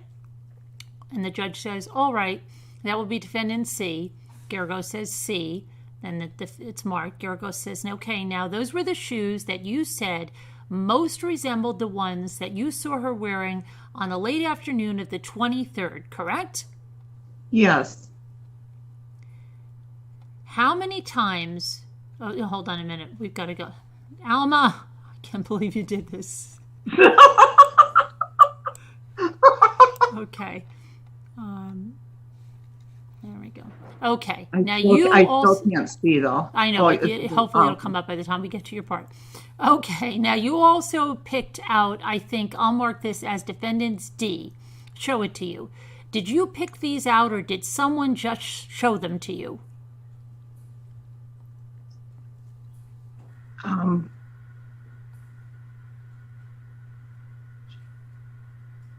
I don't remember picking these out. No. Okay, so I'll reserve this. And then the judge says, okay, did you want it marked just for now, Mr. Garagos? Yeah, just, what is it? Reference sake, defense D. What is it? Picture of black pants.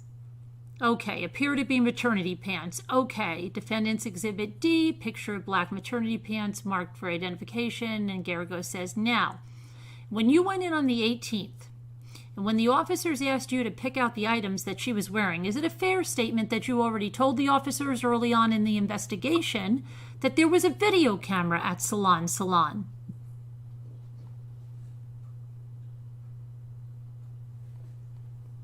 Waiting again. Hi, it's pink. I did mention that to them, yes. Okay. And you told them, if you want to know what she was wearing, we have a video camera. You could look at the camera or get the tapes and see what she was wearing. Something to that effect. I just remember telling them that we had a camera, surveillance camera, but not to look for what she was wearing. Okay. So you told them that you had a video camera, and that was within the first day or two. Isn't that correct? No, I think it was a couple of weeks. Well, do you remember saying that you did it right away at the preliminary hearing? Yes, I do. So, okay, at the preliminary hearing, It was early on, but maybe not 2 days later. okay, do you remember at the preliminary hearing that you testified that it was right away? I think I just mentioned that it was early on. Now, on the 23rd, what time did she come in? Let's see. She was already there when you got there, correct? Yes. Okay. When she got there, let's see, you had spoken to her on the phone a couple of times that day? Yes. Okay, hang on, we gotta go back now. Alma.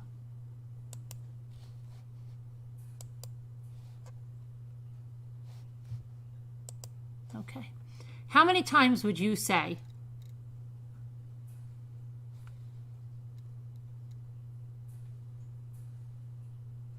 Alma.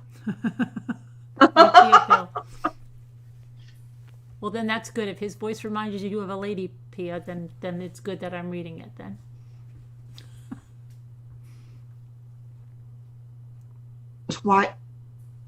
Twice in. Twice. Yes. Okay. Did you call her or did Lacey call you? The second time I called her. The first time I can't remember. Okay. And then when was the second time approximately? What time of day? I was at Velo Farms when I called her. It was probably close, maybe 5:20. Okay. And at 5:20, when you talked to her, did you tell, was she already at the shop? No. Do you know where she was? I think I called her at home. She was at home. Okay. And was Scott there as well? I think so, yes. Okay. Now, when you got to the shop, did you go directly from Bella Farms to the shop? Yes. Okay. And when you got to the shop, she was already there? Yes. And she was with Scott? Yes. Okay. And when you walked in, where were they sitting? They were sitting on the couches in the waiting area. Okay. Were they getting along okay?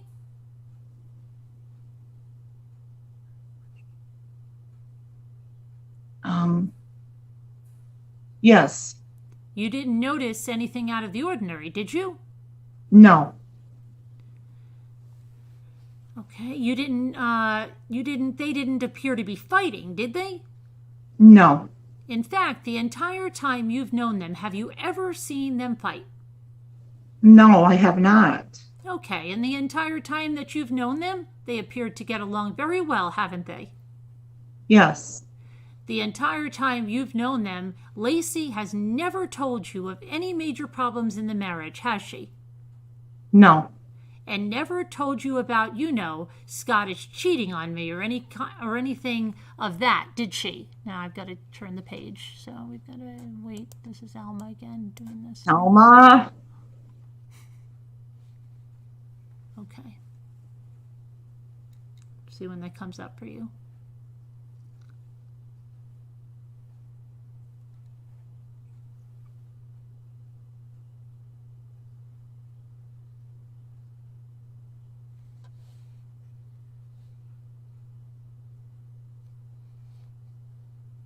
Okay, no. Okay. You've learned subsequent to Lacey disappearing that, through the police telling you, that there was, besides Amber Fry, that there were affairs. Isn't that correct? Objection, Your Honor. Calls for hearsay. Goes to her state of mind. Yeah, overruled. Did the police tell you that there was at least one other affair that Scott had had? I don't remember telling them that, other than the one affair. Okay. Did anybody ever tell you that afterwards? I might have heard, like, not from the police, but just overheard. I don't know, a rumor or something? Media or rumors?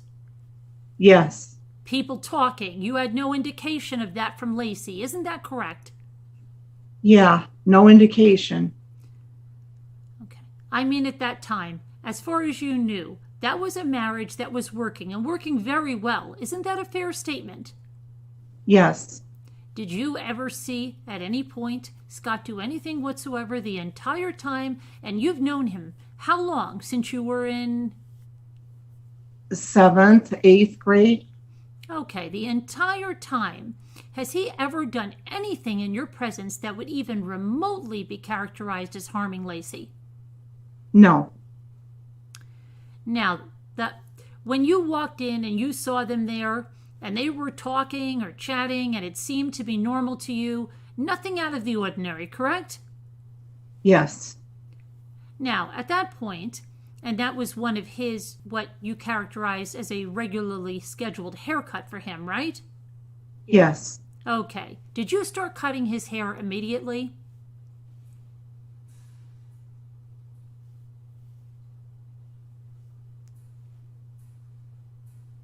I think we went to the stations and sat down, and I can't remember if Lacey was having trouble styling her hair, so I showed her how to style it. And she was kind of working on that while I cut his hair, so I think I helped her first. Okay. And then, okay, and then that's your part. And then I started to cut his hair. Okay. Now, you say you started to do it. I'm going to ask you to pick out at which location in People's 3. Well, it was this station, but I could show you. See if there's a better picture of it. No, I have to go. Hang on.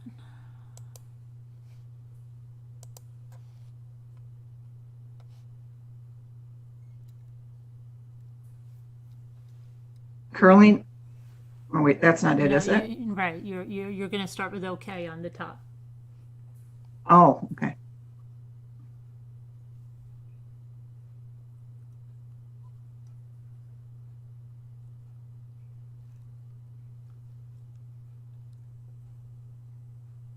Scooter will have a script ready the Okay. next time. Uh-huh. I said Scooter will have her script downloaded the next time. You can highlight your parts in there.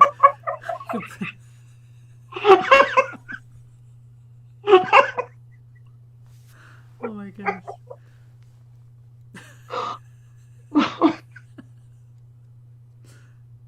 Okay, this is more clear. But I was right. Scott, I was here and Lacey was here. Okay, let me see if I can put that up so the jury can see it as well. And the judge says, would you identify which one it is, Mr. Geragos? Sure. People 3F, Your Honor. The judge says 3F. Geragos says yes. The judge says, okay, somehow or other, that's not as clear as it was on Thursday. And Geragos said yes. They were using directly from the computer. Let me just, and DeStasso says, if you take it out of the sleeve, it will probably be a little clearer. And the judge says, want to do that? Geragos says, I'll try that. The judge says, can the jury see that all right? Can you guys see that, jury? And a juror says, it's a little dark. And Geragos says, okay now. And DeStasso says, Your Honor, also, I think if they clip these lights in the front, that will help too. And Judge DeLucci says, all right. Geragos says, Amy, if I understood correctly, and then the judge says, that's not much better. Garrigo says, oh, I'll step back. The portion right here is where you were standing, where the woman with the white pants is. Yes. Okay. And Lacey was there or Scott was there? Scott was sitting there. Scott was there. And then right over here was Lacey. You're right above the picture. Yes. Okay. Now, when you said you were helping her style her hair. Is that something called a fun flip? Well, we did her hair flipped out, yes. Okay. And you were showing her how to take a... Alma. Oh, you can't see that? Okay. Your word is curling iron. Curling iron. Curling iron. Yeah. Okay. I mean, now we need an Alma. Okay. Alma. Okay. And I say curling iron?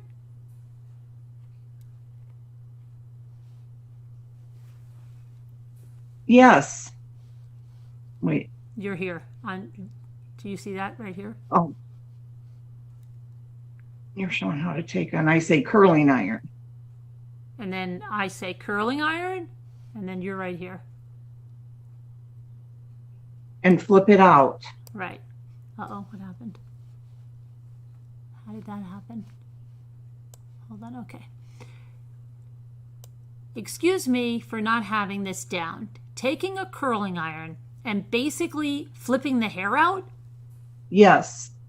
Okay. And she was having trouble doing that? Yes. Okay. Can you tell me what you were showing her specifically?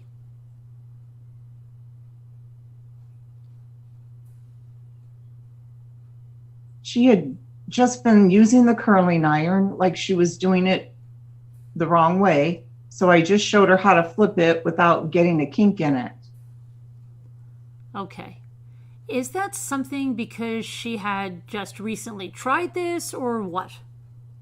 Well, we had just recently cut her hair, so it was like a new hairstyle for her. Okay. So that's something that you would do in the morning when you got up in order to style the hair? Yeah, if she were styling her hair, she would flip it out. She would flip it out. And you were showing her how to do it because she was complaining that it wasn't working. Yes. Okay, now how much before or how long before the 23rd had Lacey's hair been cut? I can't remember an exact date, but within like a week or two. Okay. I would say. As you were sitting there, and I think you had described on Thursday that there was conversation going back and forth here. Yes. Okay. Did you notice anything unusual about that conversation? Or was it just talking about Christmas or... Yes, it wasn't unusual, no. Okay, and at some point you said that she went to the telephone to make a call. Yes. Is that correct? Did she make a call to order a pizza? Yes. Okay. Did they invite you over to their house on the 23rd? On the 23rd so that you could join them for pizza? Yes. And did you tell them that you couldn't go over there on the night of the 23rd because there was somebody a friend of yours from out of state, that you were going to go to meet? Yes. Okay. Now, when you observed her there, you talked about the cream-colored pants that were kind of tacky, khaki. Is that correct? Oh, now we need... Oh, hold on. Alma. Alma.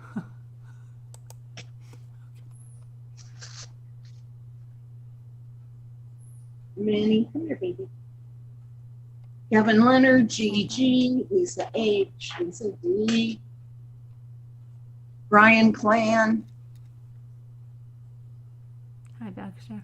You see the Brian clan here? J Bells. Carrie. J Bells, Casey. Linda Irby. It's Pink. Sansel? Mhm. Casey? Okay, so you're up there with yes. Yes. Okay. Okay. And you also talked about the maternity pants and the blouse. And there was also, I think they showed you a scarf. And that was one of the things that they wanted you to find when you went in on the 18th when they did the search, correct? Yes. But, and when you found the scarf, you pointed that there were a number of scarves that she had, correct? Yes. And you couldn't be sure of which one it was because of the weave. I think that's what you had said. Is that right? I think I did choose one. One scarf, did you say? Yes. Did you say you were sure about that scarf? Yes. Okay. So you saw one of the scarves that she was wearing. You saw the blouse on the 18th. You saw the pants that you thought resembled it, correct? Yes. You saw the shoes that you thought she was wearing. I think I said the 18th. All on the 18th, you saw the whole outfit basically that you thought she was wearing on the 23rd. Yes. Now, there was also a black jacket or sweater. Did you try to... Alma.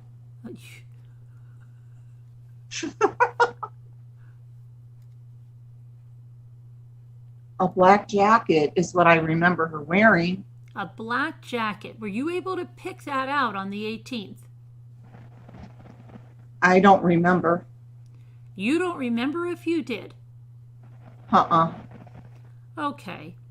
Now, by the way, going back to the jewelry, what jewelry was she wearing on the 23rd? Do you remember? I don't remember any jewelry from that day that she wore. Does that mean she was wearing jewelry at that point, a number of the new pieces that she had inherited and you had inherited? Is that correct? Yes. So for the month, 3 weeks to a month prior, after you guys had gone through all the jewelry, she was wearing quite a few of the pieces on the occasions when you would see her. Yes. Okay, and some of those pieces were pretty stunning pieces, weren't they? Yes. And definitely eye-catching. Yes. Okay, Alma.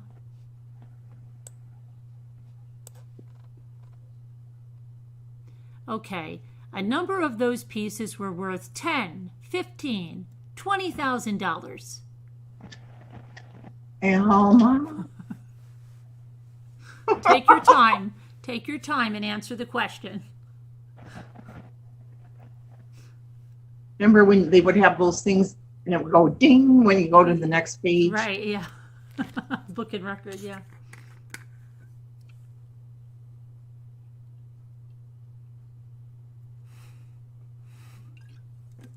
You're not, Again, Alma. We're using you as a scapegoat, Alma. I'm sorry. You're all She's good. getting all mad. She's getting all bent out of shape.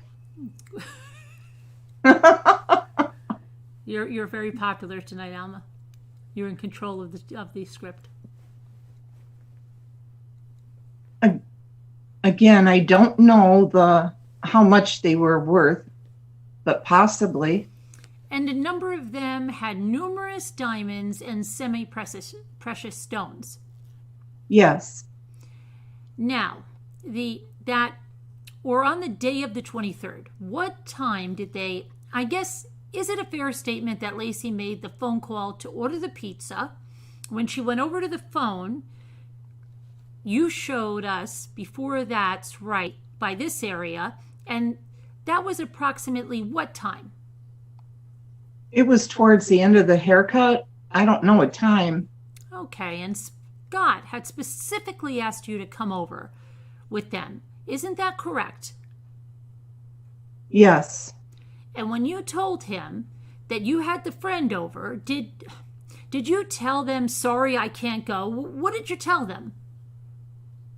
Yeah, I said, sorry, I would, but I have a friend here from out of state I'm going to have dinner with. Okay, now let me talk about Lacey's condition. You had indicated, I think on Thursday, that she seemed a little tired because it was the end of the day. Yes. Isn't that what you said? You knew that Lacey was trying to stay fit during her pregnancy, correct? Correct. You knew that Lacey was going to Lamaze classes, correct? I just remember one Lamaze class that she went to. Okay. She told you that she was going to Lamaze classes, didn't she? And DeStasso says, objection, calls for hearsay. She actually... Hold on. I think this can come under 1250, 1251 of the evidence code. Gergo says, go to state of mind, right? And the judge says, clarify state of mind. I'll overrule the objection. There's an issue. Was she tired? Was she walking the dog? And I'll let you have that in because I think it's relevant. So I'm under 1251. You can answer. She did mention once about going to a Lamaze class that was a couple of couples. Okay. And one of the people who went to that class was Scott. Yes. Okay. With her, now you also knew that she was walking regularly, didn't you? Yes. And you knew that she was also, in addition to that, taking yoga classes, didn't you?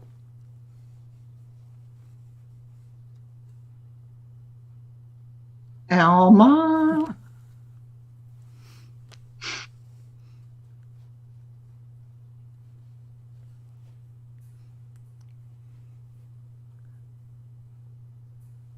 Yes. Okay. And just to keep to switch things up a bit, we'll now call out from Kathy from Texas when we need to change the script so Alma doesn't have a complex. Okay. Kathy from Texas will be calling you as doing the thing. Okay. Okay. All right. We'll give Kathy from Texas the complex now. Yes, we will. And you knew that she was taking. Okay. And you knew that the yoga classes. You knew she had taken a yoga class just that week, didn't you? Yes. No, you're here. I don't know if she had done it that week. Oh. I don't know if she had done it that week. Okay. You knew that very recently before. Very recently before, yes. Very recently before, she had been to one of her regular yoga classes, correct? Yes. Now, you also knew, what you didn't know, however, is that she had a maid, right? Yeah, I did not know. And you had never met Margarita Nava, and you never knew she cleaned the house 4 times or any of the stuff you heard testified to her to hear in court. You didn't know about that. No. Now, the date that you were in there at the salon, when you came back from Vela Farms, you didn't check back in, did you? No. So you had already clocked out for the day. Yes. Okay, and in addition to that, when you came back, you were using Chris Johnson's station, or was it just an open station? Just an open station.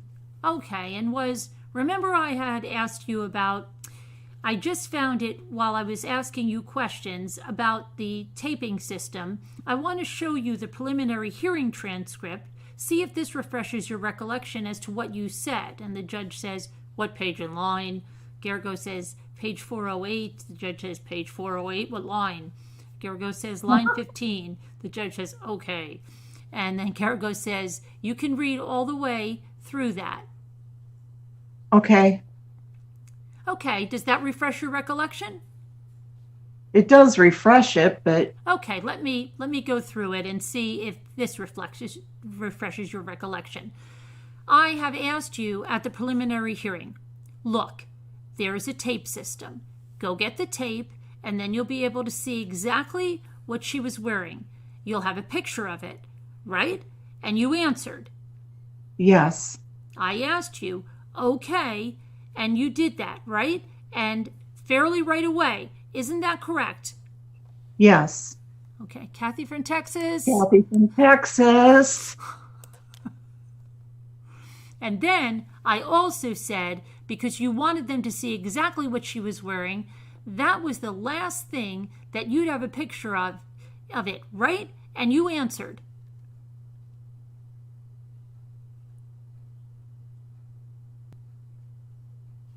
Kathy from Texas.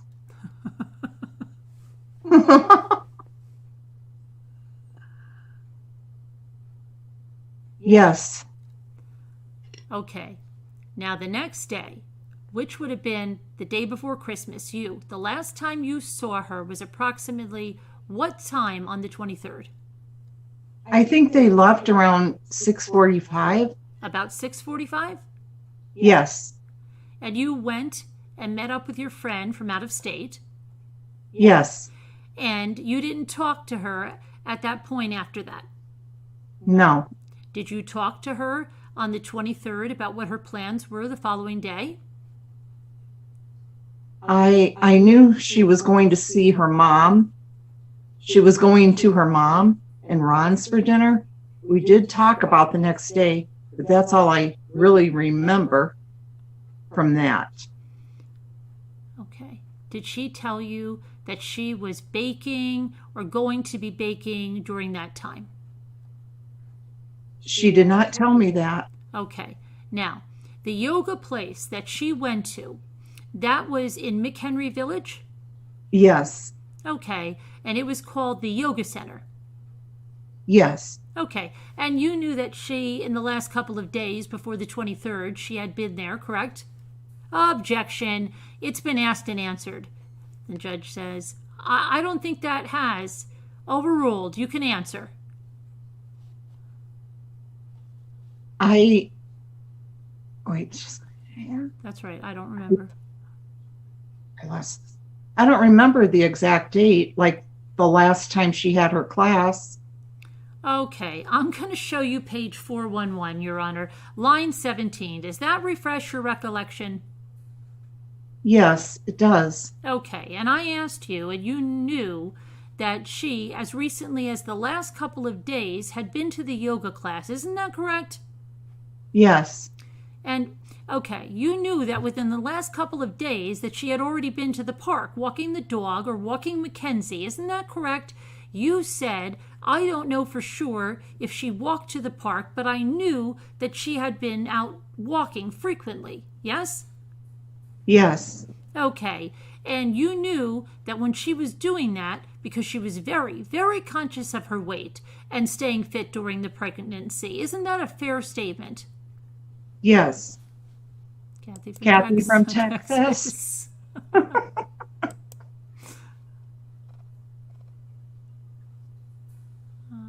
see over here. Okay.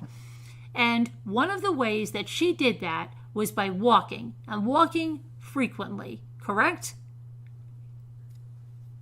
Kathy from Texas. Kathy from Texas. Yes. Did she tell you that when she had gone to Carmel that, I think we got, this is the People's 5, and D'Estasio says, can you put that back in the sleeve? Because the sleeve is marked, so we need to do that. I'll do that. Did you see this picture here marked as People's 5? Yes. Okay. That was apparently taken at Carmel. Do you know when she was in Carmel? No, I do not. Okay. Do you know if it was within the week prior to seeing her? Were you aware that she and Scott and Lee and Jackie had gone to Carmel together? I didn't know that until later. You knew that later on? Yes. Do you know how far of a walk it is to where that picture is taken right there from the lodge where this picture was taken right here? Do you have any idea? I have no idea.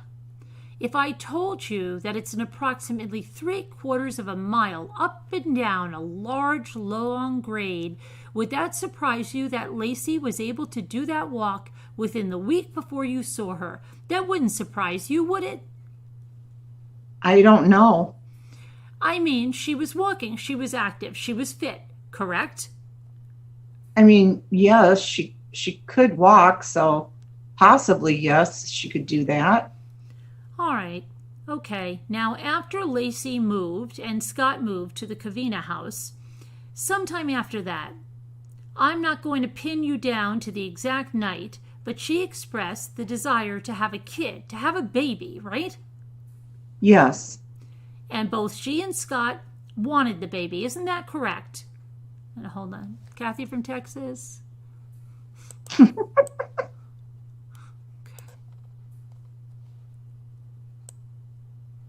Hold on. I just moved. Augie A. Okay, so now you're lucky. Objection, Your Honor. Calls for hearsay. The judge says, calls for certainly as to the state of mind. So hers is okay. He isn't. She wanted a baby, correct? Hi, Diana.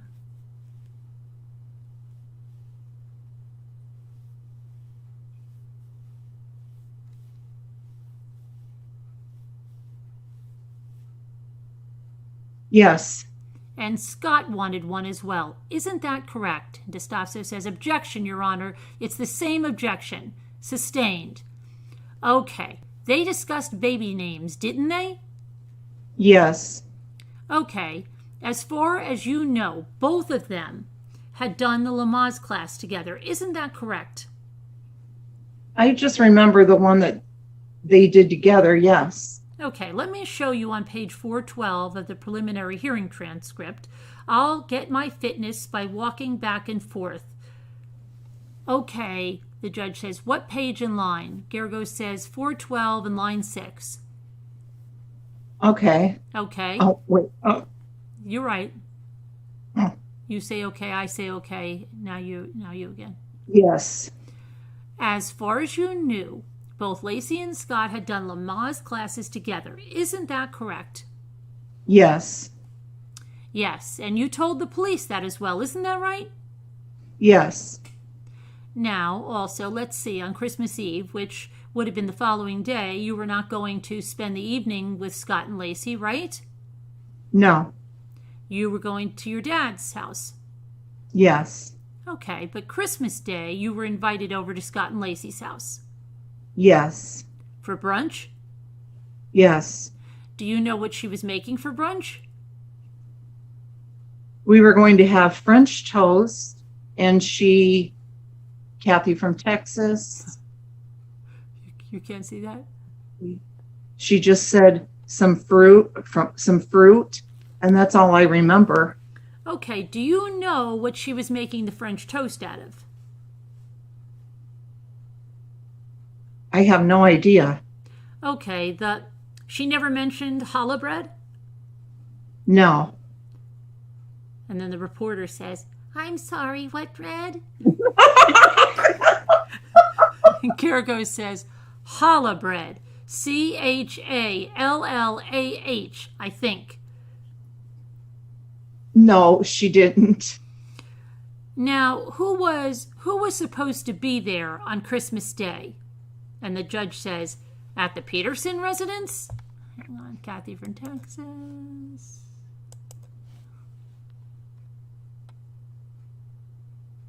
At the Peterson residence.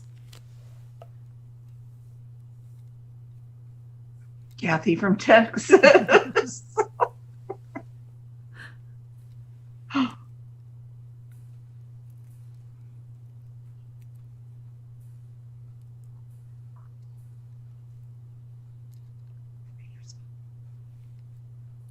Just like our immediate family. So it would have been Ron, Sharon. I believe, yes. And Brent and myself and Rose and my dad and our papa, our grandpa. Okay. And do you know what time that was supposed to be? I can't remember right now. Okay. Now, the Vela Farms pickup, if you will, when you had called, jumping around, but when you had called, you got a call first from Vela Farms, right? Yes. And I think you testified that you weren't sure when you were surprised that they were still open, I guess, Because it was after 3 o'clock? It was after 3, yes. The first thing you did was call Scott's cell phone? Yes. Then you called Lacey? I called their home phone, yes. Called their home phone, but you did not leave a message on either one. No. Did you actually go out to Villa Farms and pick up the basket? Yes. How did you pay for it? I had paid for it the night before, actually. Okay, so it was already paid. Oh, you said that. I'm sorry, I jumped in. That's your So line. it was already paid. Okay, and is it a fair statement that obviously she was your sister and you were close, but you didn't know what Lacey's daily routine was? Right. I did not know her daily routine, no. And you didn't know Scott's daily routine? No. Okay. You know Scott liked to golf? Yes. Yes. You know that he liked to hunt? Yes. And you know that he liked to fish. Isn't that correct? Yes. Okay. And you've also you knew that he had gone to all the doctor's appointments with Lacey for the baby. Isn't that correct? Yes. Objection. Calls for hearsay. If she knows, did you know whether or not he went and with Lacey to the doctor's appointments? I think he went most of the time, yes. Okay. From what I know. Kathy from Texas.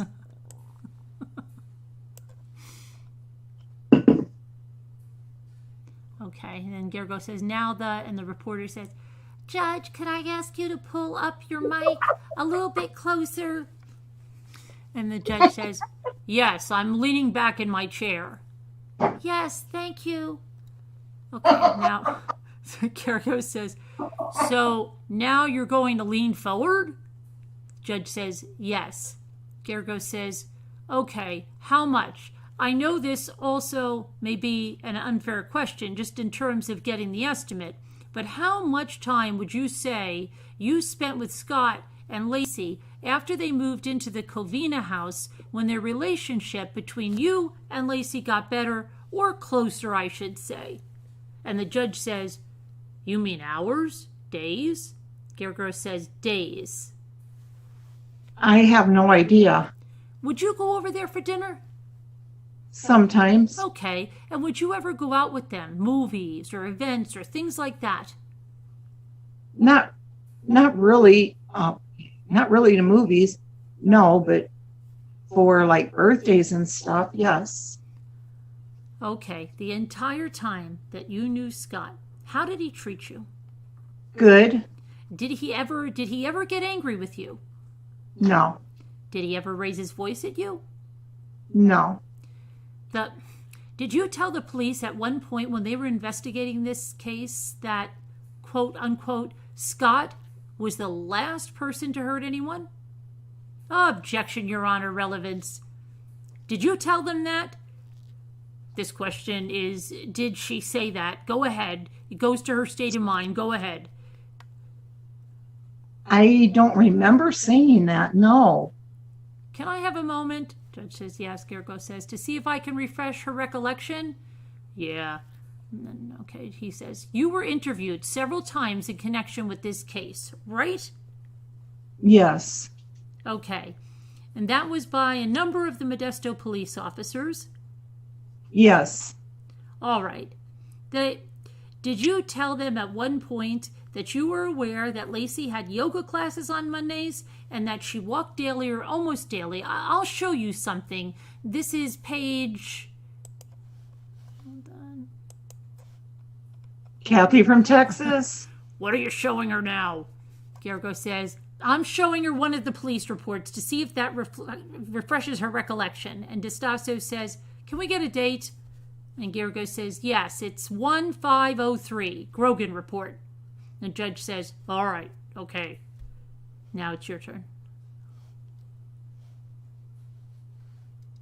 You're right under Judge DeLucci.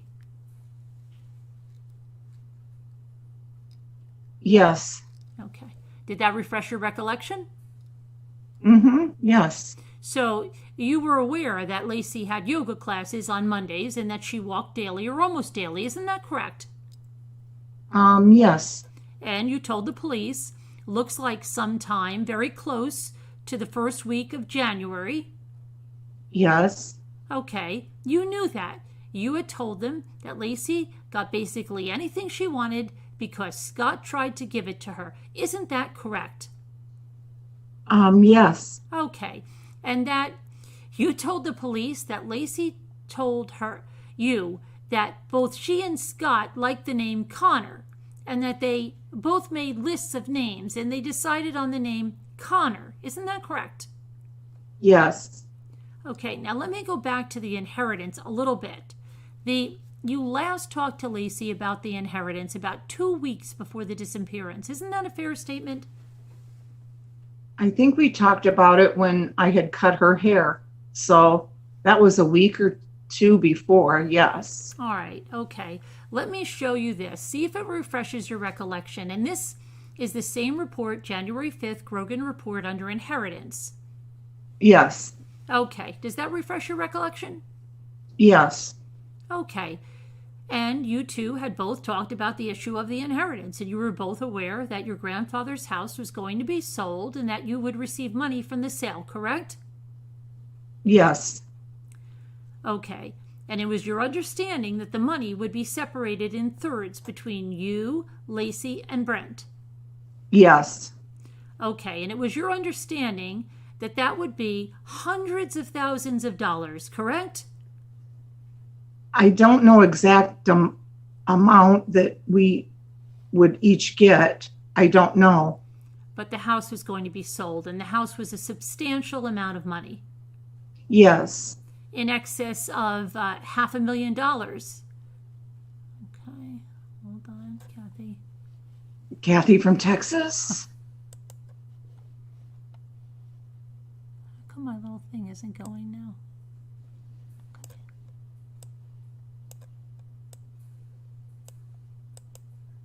Okay. Okay.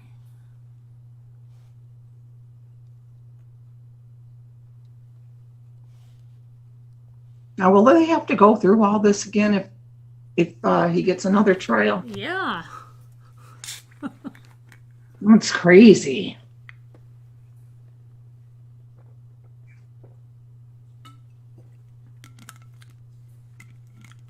Hi, Mila.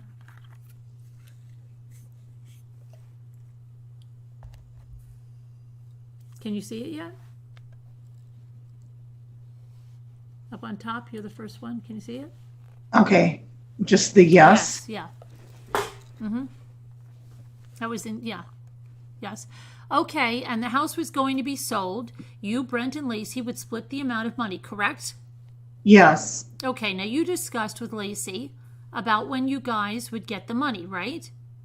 Yes. And Lacey thought or told you that she didn't think that she could get the money until she was 30.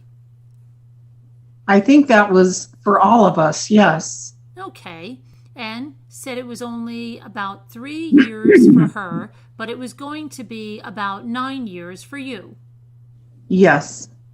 Okay, and you were not aware that Brent had possibly discussed any possibility of keeping the money in the estate, correct? Yes. Okay. Do you remember on the 23rd when Lacey was in the hair salon? Yes. Was she carrying a purse? I can't remember. Okay, that would have been obviously on the videotape if we had it, correct? It might be, yes. Thank you. I have no further questions. Thank you. The judge says, before you're done, would you put Theo's... Yeah, I'm going to do that right now so we don't lose track. Put the photographs back in the folder. Mr. DeStasso, do you have some redirect? And DeStasso says, I have some, yes. The judge says, okay. I'm just going to wait for a second until he's done. Yeah, sure. And then DeStasso says, Your Honor, I'm going to mark next in order. People's 15, and with the court's permission, I'm just going to staple them together and mark them as one, okay? And let's see. And then he's just talking about the maternity pants. The pictures of maternity pants. Let me go back to the other side while we're... Kathy from Texas. And then Gergo says, "Can I see it?" DeStasso says, "Yeah." Gergo says, "Thank you." Now this is the redirect of Amy by DeStasso. Now, Amy, let me ask you. This is a defense. This is a defense A. And when you went through the house with the police on February 18th, did they show you a whole number of different clothing items that Lacey had? Yes. Okay. And you went through there and they asked you, basically, can you pick out or can you find the clothes maybe that she was wearing on the 23rd? Yes. And the description of the color of the pants that you have always given us has been what? What color did you describe them? Like a light, creamy Okay. color. And of these two pairs of pants that are in Defense A, the first pair, would you describe that as kind of a light, creamy, like you were talking about? Yes. Okay. And what about the other pair? Yeah, those are not light, creamy to me. Okay. So as I sit here today, and what you remember, can you exclude one of those pairs of pants as the one she was wearing? Yeah, on the right-hand side, I can exclude those. Okay. You can say those are definitely not the ones they're not the light creamy that you described. Yes. The other ones, the color is similar to what you saw. Yes. Okay. Now, the pants I showed you the other day in People's 11, do you need to see them again? No. Okay. Let me just show them to you again, People's 11, and you can just look at the color of those pants if you want to. And how would you describe the color of those pants? Hold on.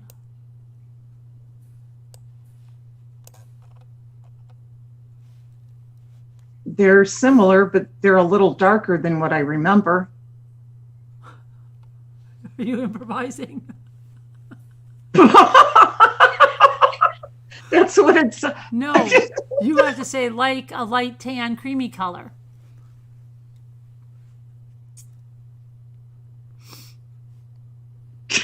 Oh, we're not at that part yet. Kathy from Texas. Like a light tan, creamy color. Okay. Would the color of these pants match what you saw on the 23rd? Yes. All right. And the one I just showed you, that color was also similar? Yes. Okay. Now the pants in People's 11, you told the police that you don't remember from seeing Lacey on the 23rd. You don't remember the cuffs or the line down the front. Yes. All right. And then you told them when they showed you the pictures of the pants. Yes. Okay, let me show you People's 15. There's a photo. There's 15A, should be ABC. Okay, there we go. They're labeled on the back, and all of these pictures. Let me show them to you. Just throw them on here so that you can see them, so we can all see them.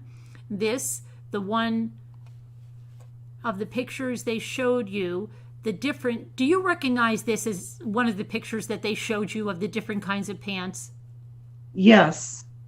Okay, and this pant that you saw, is the color of the pant to what you saw? The color is similar. Okay, but the style similar to what you saw? No. Okay, what's different about it? I don't remember the drawstrings on the bottom. Okay. Or the cargo, oh no, that's you, say that. Or the cargo-y pockets on the side. Okay, so the pocket on the side you don't remember seeing, right? Yes. And the length. Oh, And the length is and the length is too long too. Okay, because the pants that you described were like a capri length. Yes. Okay, now photo number 2. This pair of pants is the color of the pants similar to what you saw. Yes. Oh, wait, never mind. Kathy from Texas.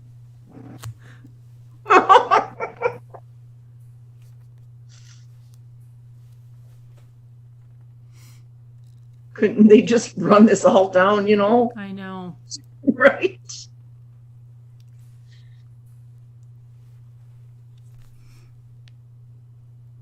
Yes, Mila, well, that's what we're doing. Hi, Lisa. Hi, Lisa. Okay, did it come up for you now? Yes.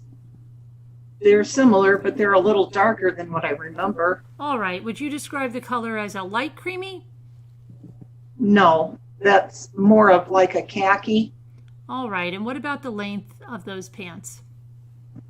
Those are longer than what I remember. Okay, all right, let me show you 15C. And this pair of pants you see here, is the length of those pants correct?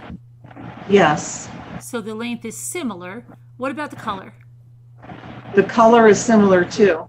Okay, and these are the ones I showed you in People's 11 that have the line down the front and the cuffs. Yes. And you've already told us you didn't remember that. Yes. Okay, now the scarf that you saw Lacey wearing that night, here is the picture. This is People's number 6. The scarf that you see there is, as you sit here today, can you tell us whether or not that's the scarf you saw? Yes, it's the scarf I saw. Would it help you to see the actual item, or are you sure in your mind? I'm pretty sure in my mind. Now, Mr. Garagos was asking you some questions about the hobbies that you were aware that the defendant did, or that you were aware of his hobbies, and he asked you about golf. Yes. Did you ever hear the defendant talk about golf? Yes. Okay. What did you hear him, just briefly, what did you hear him say about it? What types of things? I just mostly heard him talk about golf. Okay. I don't remember what. He asked you, you said that you had known him to be a hunter. Let me ask you this about golfing. Did you ever go golfing with him? No. So what you're talking about are just the things that he told you. Kathy from Texas.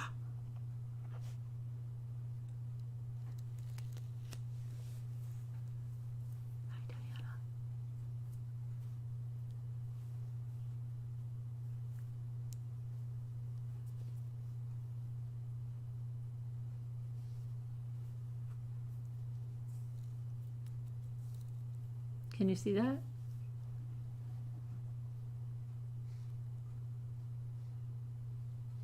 Yep. I think. It's yes. Yes. Okay. Okay.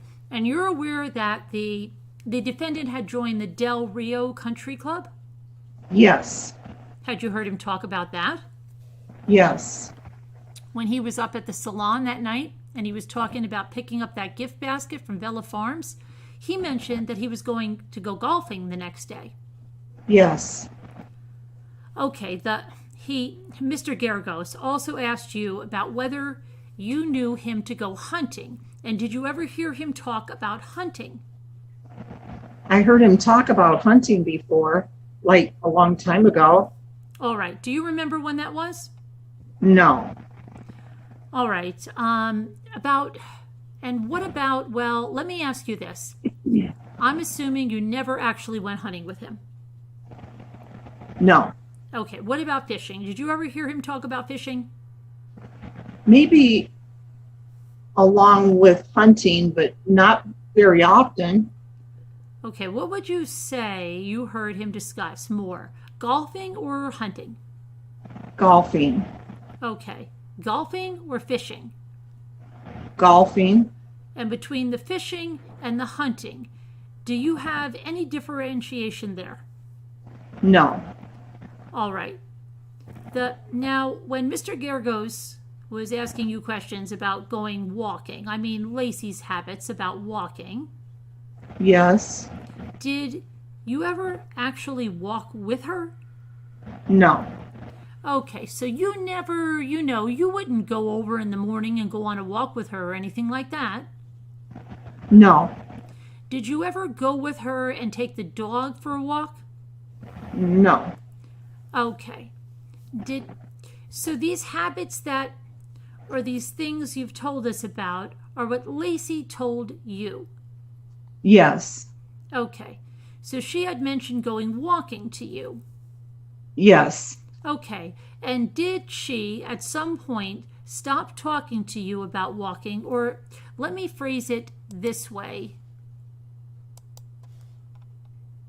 Kathy from Texas. When was the last time you remember her talking to you about walking in relation to December 23rd?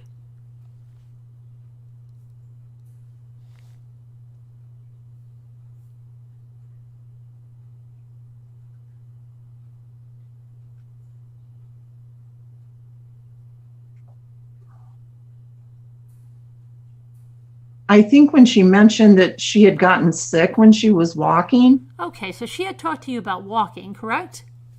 Yes. How often would she have these conversations with you? Just like whenever we talked. So you would talk, you might say, "What did you do today?" And she would say, "Oh, I went walking," or just normal conversation. Yes. Okay. And then she told you about the incident where she got sick in the park. It was, I don't know if it was in the park, but she did get sick on her walk. Okay. Can you tell me exactly what she told you about that? Because I want to make sure we get it right. She said she wasn't too far away from the house, but she felt dizzy and nauseous. So she was kind of nervous to walk too far from the house. And she told you about that incident. Yes. And she said that she went out for a walk. Yes. After that time, do you remember her talking to you about walking again? I guess not too much. No. Well, not too much or not at all. I mean, objection, leading, what you remember. Argumentative. No, I think he can. Overruled. Go ahead. I just want to get exactly what you remember. That was the last time we talked about walking. The judge says, when she told you she got sick? Yes. Next question. D'Estacio says, now in regard, back on the 23rd, when Lacey and the defendant were in your shop, we've heard some testimony that there's a boutique area in your shop. Yes. Do you remember when they were there that the boutique part of the shop, was it open or closed? It was closed. Okay, if the boutique area is closed, can people still go from the salon portion of the shop into the boutique? No. How do they stop someone from doing that? There's a gate that pulls to close it off. Okay. Kathy from Texas. So you could separate the two shops.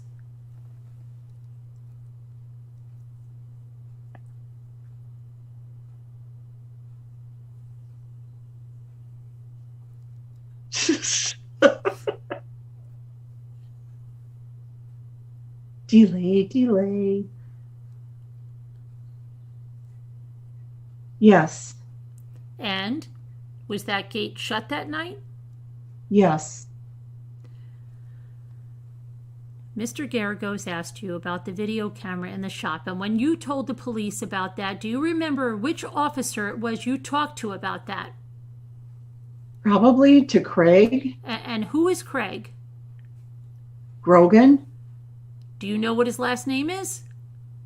Grogan, yes. All right. Do you remember exactly what date it was that you told him that? I don't remember the exact date, no. Okay, let me show you a report and see if this refreshes your memory. 363, a report dated 128. Just read this to yourself and see if that refreshes your memory. Yes. Okay, does that refresh your memory about what date it was when you talked to Detective Grogan about the videotape? Yes. And what date was that?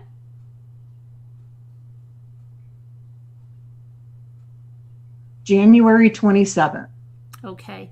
Do you remember when it was when you sat down, the very first time you sat down with Detective Grogan and you had like a detailed interview about all of these things? Do you remember what date that was? It was right in the beginning of January. Okay, so as you sit here today, you don't remember exactly what date? No, not exact date. Okay, let me show you a report. This is at page 209 and just read the section to yourself and tell me if that refreshes your memory about the date that you first sat down with him. Yes. Okay, and what date was that? January 4th. January 4th? Yes. Yeah. I asked you about whether the defendant had ever asked you to color his hair.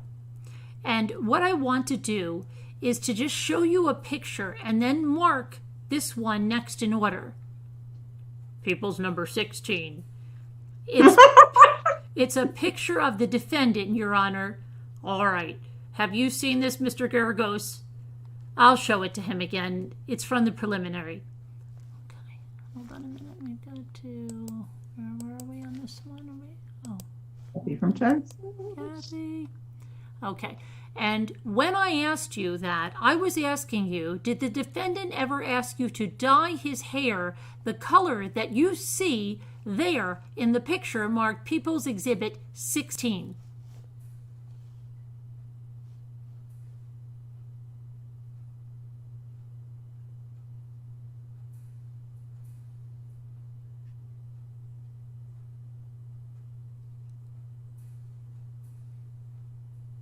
No. Okay, so he never had you do this kind of treatment on his hair. And let me just show you the picture to you so you can see it better up front. This is People's 16. No. Okay. Are you a licensed cosmetologist? Yes. And do you apply color treatments to people's hairs? Yes. Okay. So Hair. I know that's what it says. I know. So you're used to you're used to dealing with hair and coloring it and recoloring it and this kind of activity? Yes. Are you used to seeing what the effects of pool chlorine will do to someone's hair? Yes. Have you ever, in the time you've been doing this, seeing when someone comes in who has dark hair like the defendant, who was in pool exposure, have their hair turn the color you saw it in that picture in People's 16? No. Going back to that first interview you had with Detective Grogan, do you remember where it took place? Yes. Where was that? January the 4th?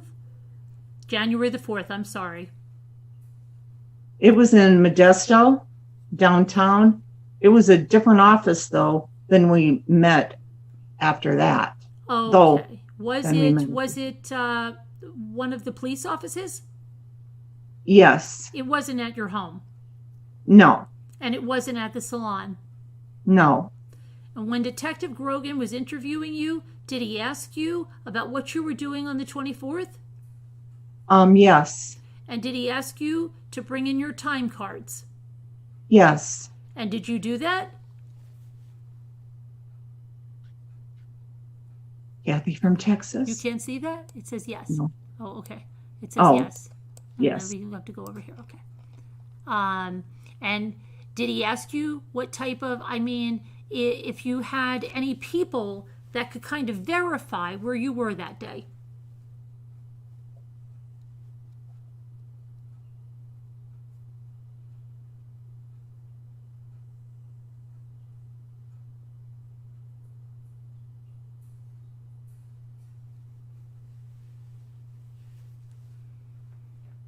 Yes. Who did you tell them? Chris Johnson. Okay. And we've heard Mr. Garagos asked you these questions, but in the interview that he talked to you about, he asked you about this inheritance that you were going to perhaps receive. Yes. And it looks like kind of wide-ranging topic of what you were doing on the 23rd and 24th. Yes. As well as the jewelry that you inherited and a number of different things, and a number of the different things about you. Is that right?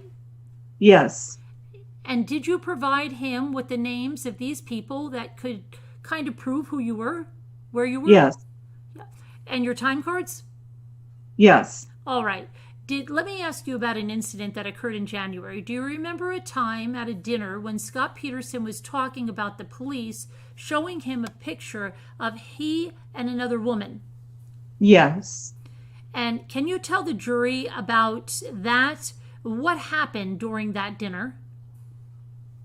He was just telling us about this picture that he was shown to him, and that the picture of him and the picture was not him.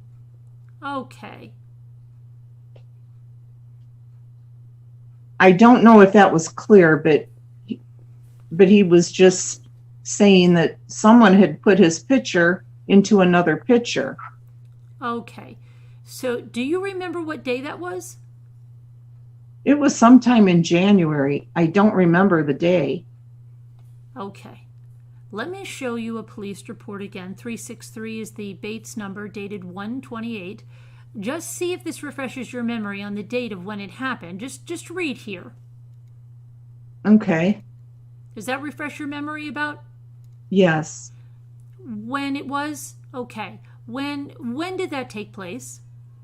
That was Friday, January 3rd.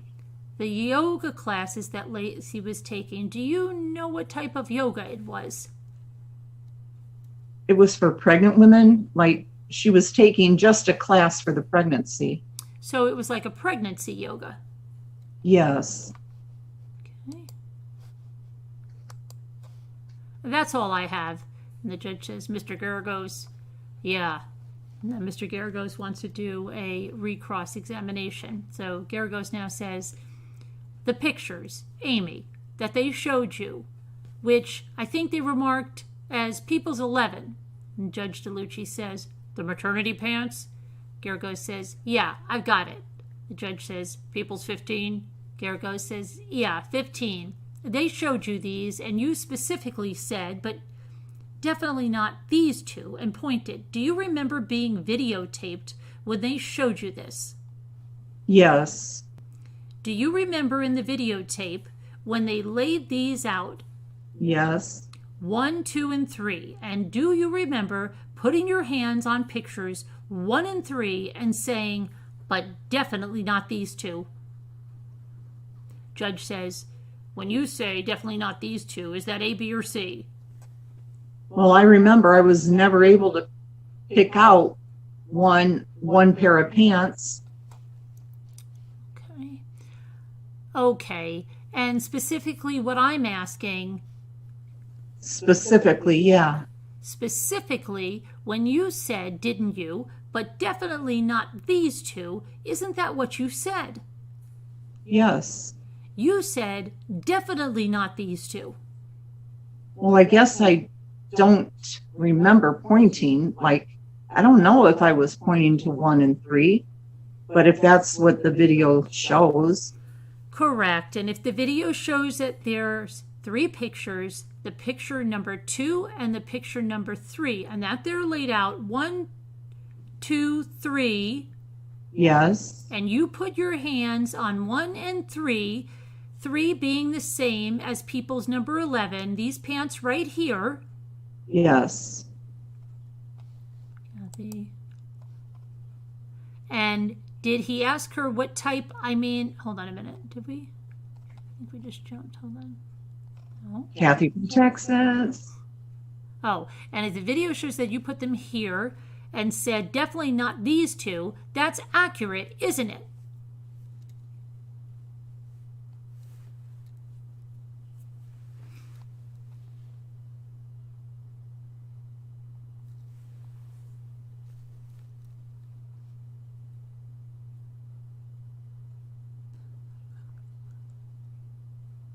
Well, it was at the beginning of when I was first looking at them, because I remember as I looked at them, then I was able to, from what I remembered, choose like the length and the color. But you did not put your hands on them in the video and said, definitely not these two.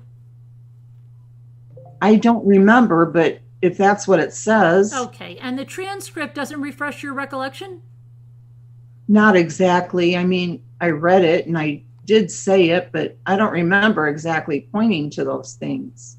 Do you know which two you were referring to when you say, definitely not these two? No. Okay. Now, the other thing that I asked you about, and this is on 5181, see if this refreshes your... Yes. Does this refresh your recollection as to whether or not you agreed that he, being Scott, would be the last person who would harm anyone? Yes. And you agree with that, don't you? Yes. In this photo here, and for the record, that is people's number 16. Now, that I think Mr. DeStasso was, I guess we were qualifying you as an expert on hair coloring. Uh-huh. The color that's being referred to here. Yes. Okay. Did you ever take a look at his hair or when it was that color? You mean in the picture? Yes. Yes.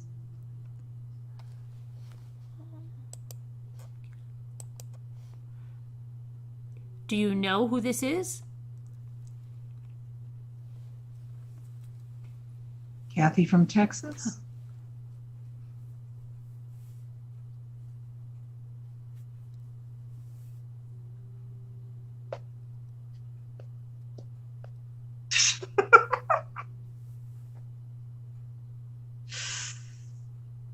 Scott. Okay, I mean, is that disguise going to fool you? Huh? Well, no. Okay, now tell me something. Had you ever had the occasion to see someone who had lightened their hair, go into the pool, and have the chlorine affect the hair that was already previously lightened? If they've had light hair before and then they've gone into the pool, yes, I've seen the effects, but not on dark hair. I've never seen the effect. Right. Well, what if they got dark hair and they've lightened it and then they go into the pool? What will happen? Well, depending on how light their hair is lifted, that might affect it. Turn it a strange color? Possibly. I've never seen that though before. You've never seen that? And nobody ever showed you or told you to come up and examine his head and take a look at it, did they? No. Now, specifically, I want to show you one other supplemental report. Who was the person? Does that refresh your recollection? And the judge says, Mr. Garagos, can you identify? You said supplemental report. Supplemental report. By whom? Dated 10/13/03 by Bertolato. Okay. Okay, yes. Specifically, who asked you to come over to Lacey and Scott's house on the 23rd? Scott did. And then I think, did you, on the 24th, did you talk to Scott or Lacey about their New Year's Eve plans? Maybe on the 23rd. On the 23rd? I did not. No. Do you remember anything about that? No. Okay. And the questions that Mr. DeStasso was asking you about walking, you knew that Lacey walked, correct? Yes. And you knew that they had a dog, right? Yes. And you knew that Scott travels and traveled in the month of December, right? I knew that he traveled. I didn't know his traveling schedule. Okay. Kathy from Texas.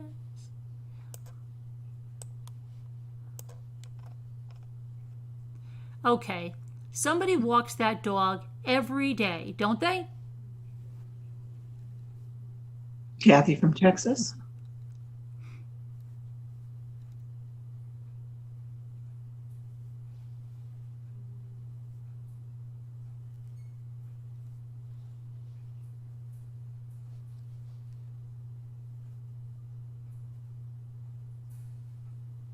I have no idea. Well, the dog doesn't walk itself, does it? Well, no, but it has a whole backyard to run around in. Yeah. Did they ever take that dog for a walk on a daily basis? Objection, Your Honor. It's been asked and answered. She didn't. I'm asking you, do you know? I don't know. I'm not sure. No objection. I'm sorry. Oh, excuse me. I'm sorry, Judge. Objection what? Objection sustained. Thank you. DeStasso says no redirect, and Judge DeLucci says, may this witness be excused, subject to recall per the stipulation? DeStasso says yes. Garagos says yes. The judge says, okay, Ms. Roca, thank you. Okay, thanks. This would be a good time to take a morning recess, so we'll take a morning recess until 11 o'clock. Who's going to be your next witness? Sharon Rocha. Sharon Rocha? And the clerk, Judge, 15 minutes? Until 25. So we'll stop there because that's a good place to stop. And then, yeah. But we'll see. Did you guys, was that okay for you guys? Did you guys, do you want that to keep going like that in subsequent days, or you want to review the schedule? Because I wasn't looking at the chat. I know Alma was getting, Alma, do you know where, like, we were just joking around calling your name? You really were not doing anything. Neither was Kathy from Texas. That's funny. You had no control of that. Tracy Claus. Why is Scooter saying over and over? Kathy from Texas. Oh, Tracy didn't understand it either? Tracy, it was just a joke, something to pass the time while we were waiting for the chat. Buzzkill Rad says love it. Okay, let me restore the chat here. So let's see. I hope I do get to play Sharon though. What'd you say? I hope I do get to play Sharon, the mother. Okay. Right. Well, that'll be tomorrow. Ready You'll have to your go script now. then, and we won't have those pauses. Yes. Hopefully, your script. You might have to go to McDonald's to download your script. I'll get all in character. I'll call Jack tomorrow and say, give me a hint, a tip, please. I'll study her. Yes, Sarah. It does help to refresh your mind with the case, though. That is a freaking Diana. Sure. Scarlett Chapin Dendon. Brilliant. Hi, Scarlett. Hi, Diana. Hi, it's Bink, Gigi, Mandy. It was a bit long, Augie said, but good. Yeah, it was long because we had those pauses, Augie.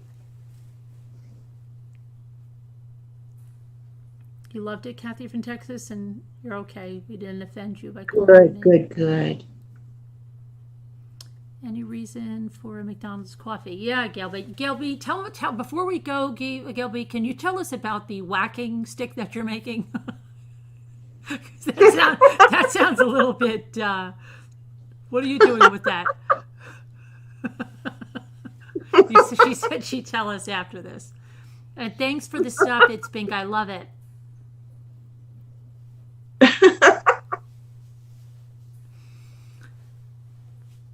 Don't forget to hit the like, guys. Show Carolyn some love. Rocky is yelling. Adrian. He was yelling for a little bit. He was doing that high-pitched yelling when playing. That was awesome. Thanks, Lisa. You listened while you were washing your dishes? Oh, thanks, Scarlett. I know I'm super nervous about it. Lisa I just started to feel comfortable right at the in end. his bathroom. No salon would admit to that color mess. No. No.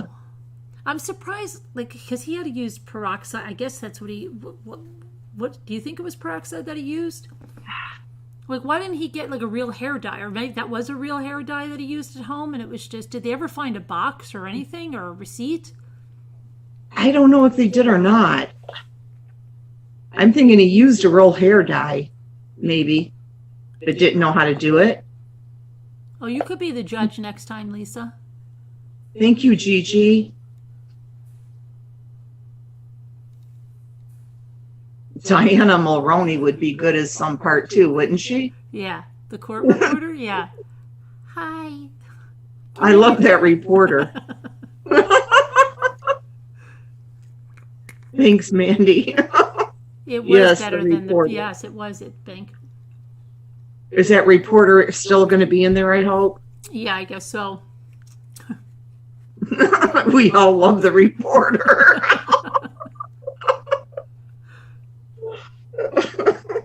That was a low lift color, Mila says. Thanks, Gigi. You love the reporter's voice the best, Lisa. Thank you, Tracy. And she didn't have a lot of lines, though, Lisa. She didn't know what challah bread was, though. How do you spell that?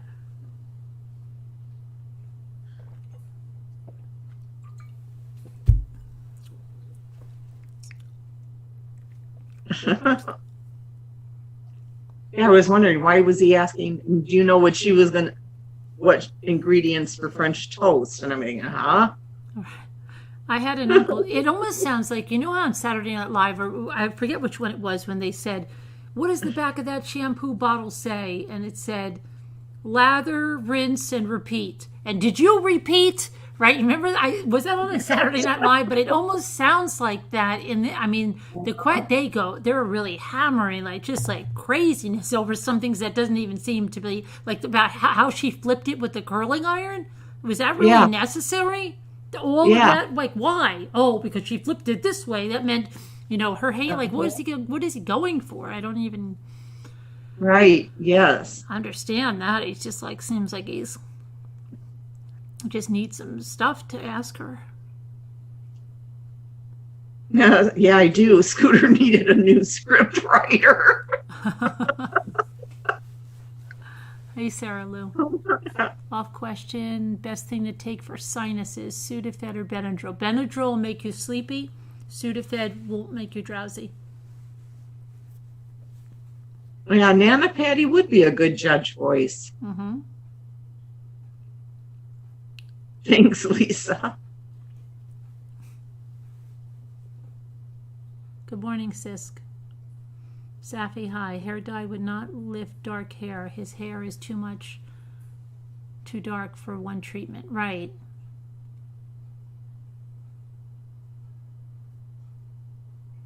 Oh, you're having... Hi, Martha. Carolyn, it's for my daughter's pineapple piñata. Oh, the whacking stick. I got it. It sounded bad because she said, I'm making a whacking stick for my daughter. I said, oh boy, I don't know if you want to announce that on the chat. It sounds kind of abusive. For the piñata. I forgot about the piñata, Gail. I'm glad you've explained that to everybody. Lisa D, did you see that I got my first QP today? 2 of them, they're both the same, both naked. She got Cupies, Lisa. At a store down the road, vintage store, whatever. 2 naked little Cupies.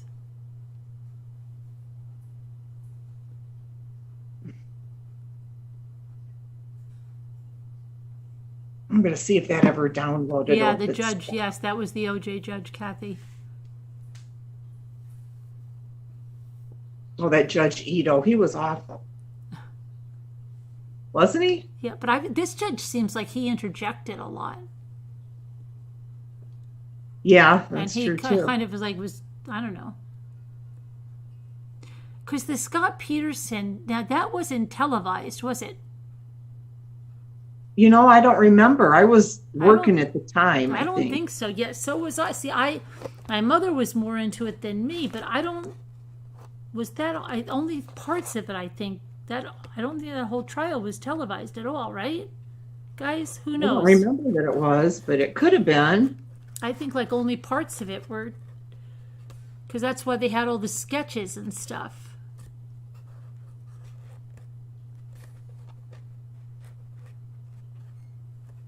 Lisa D, I've emailed Carolyn about a GoFundMe for my son Joshua and his partner Leah to raise funds to get married because she is too ill to walk down the aisle.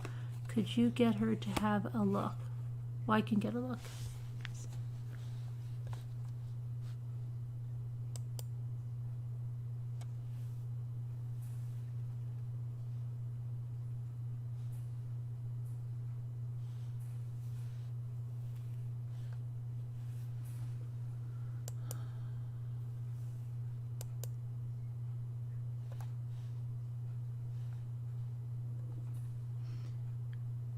Where did you email it? Did you do it to the True Crime chat?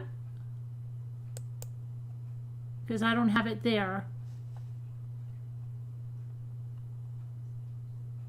How long did you just email it just now, or did you do it at another time?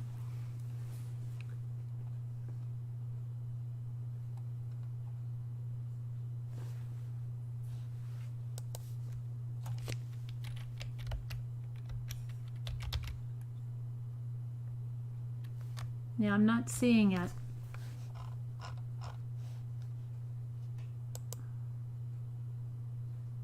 Hit exclamation email and Nightbot will give you the email, and just make sure that you've sent it to the right one.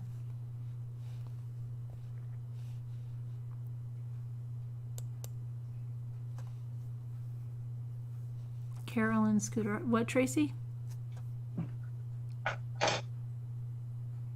Yeah, we're still here. We just finished with that witness.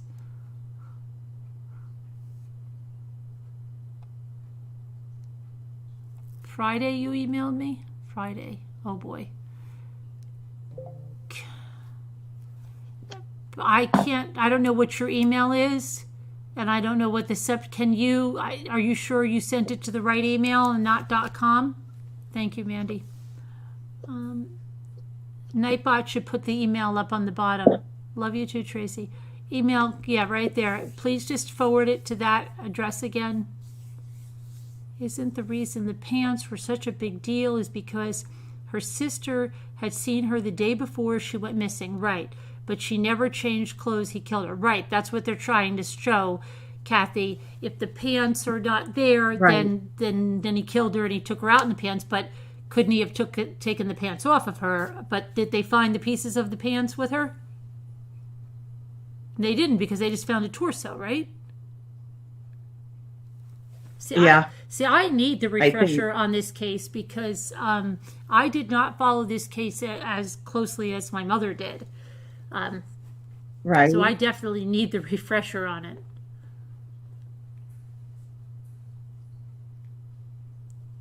You'll send it again? Okay.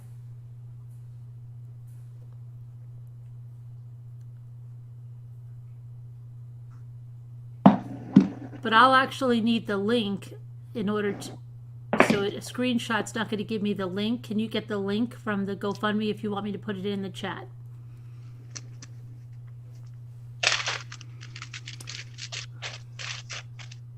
Carolyn, I'll email you about the Slack later. Oh, please do, Lou. Yeah. Did I forget to do that? Yeah, I've got it on my. I'll put it on my list here with all the other things here. I'll try to get it done tomorrow, Lou. So you had another busy day today? Yeah, but I didn't get half the Yeah, I went on a really super long bike ride because the kids, they each rode with me at separate times, so it was good because I went longer. But then I did some diamond painting, then I did some cleaning, then I tried to do some organizing, then Jimmy had me go look at the deck, and he's getting there slowly but surely, getting the railings up, and it looks good. He's like stressing over he's spending way too much time on each one. So it's like he gets himself so stressed out about it. I'm just like, it doesn't have to be just put it up, don't worry about it. So he's finally getting there. And then what else did we do? And then I had to do this video, did a couple of videos, opened It's Pink's mail, did a video on that. just some stuff around the house. I didn't get to give Michael this stuff because I'm still looking for one thing that I have to give him to get everything there, and I'm going to try to do that tomorrow. And yeah, you're doing that. You're reading through the case notes. Okay, Diana. I'll check for the email. Would you? And you went to the thrift store yesterday? Yeah. She's only open on the weekends. And I think tomorrow she'll be open, I think it was 12 to 5 maybe. So I'm hoping to get up there. Okay, so here, oops.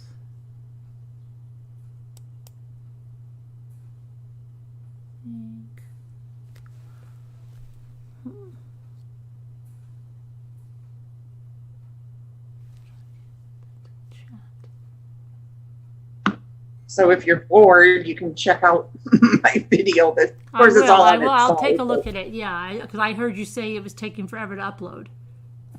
But it's already on there now, Okay. you know. I'll look. I will definitely look. Maybe you'll see, just so you can see. But just part one. I have another like 14-minute video too to put up. Live streaming. Okay, this is the link to Baxter's Sons.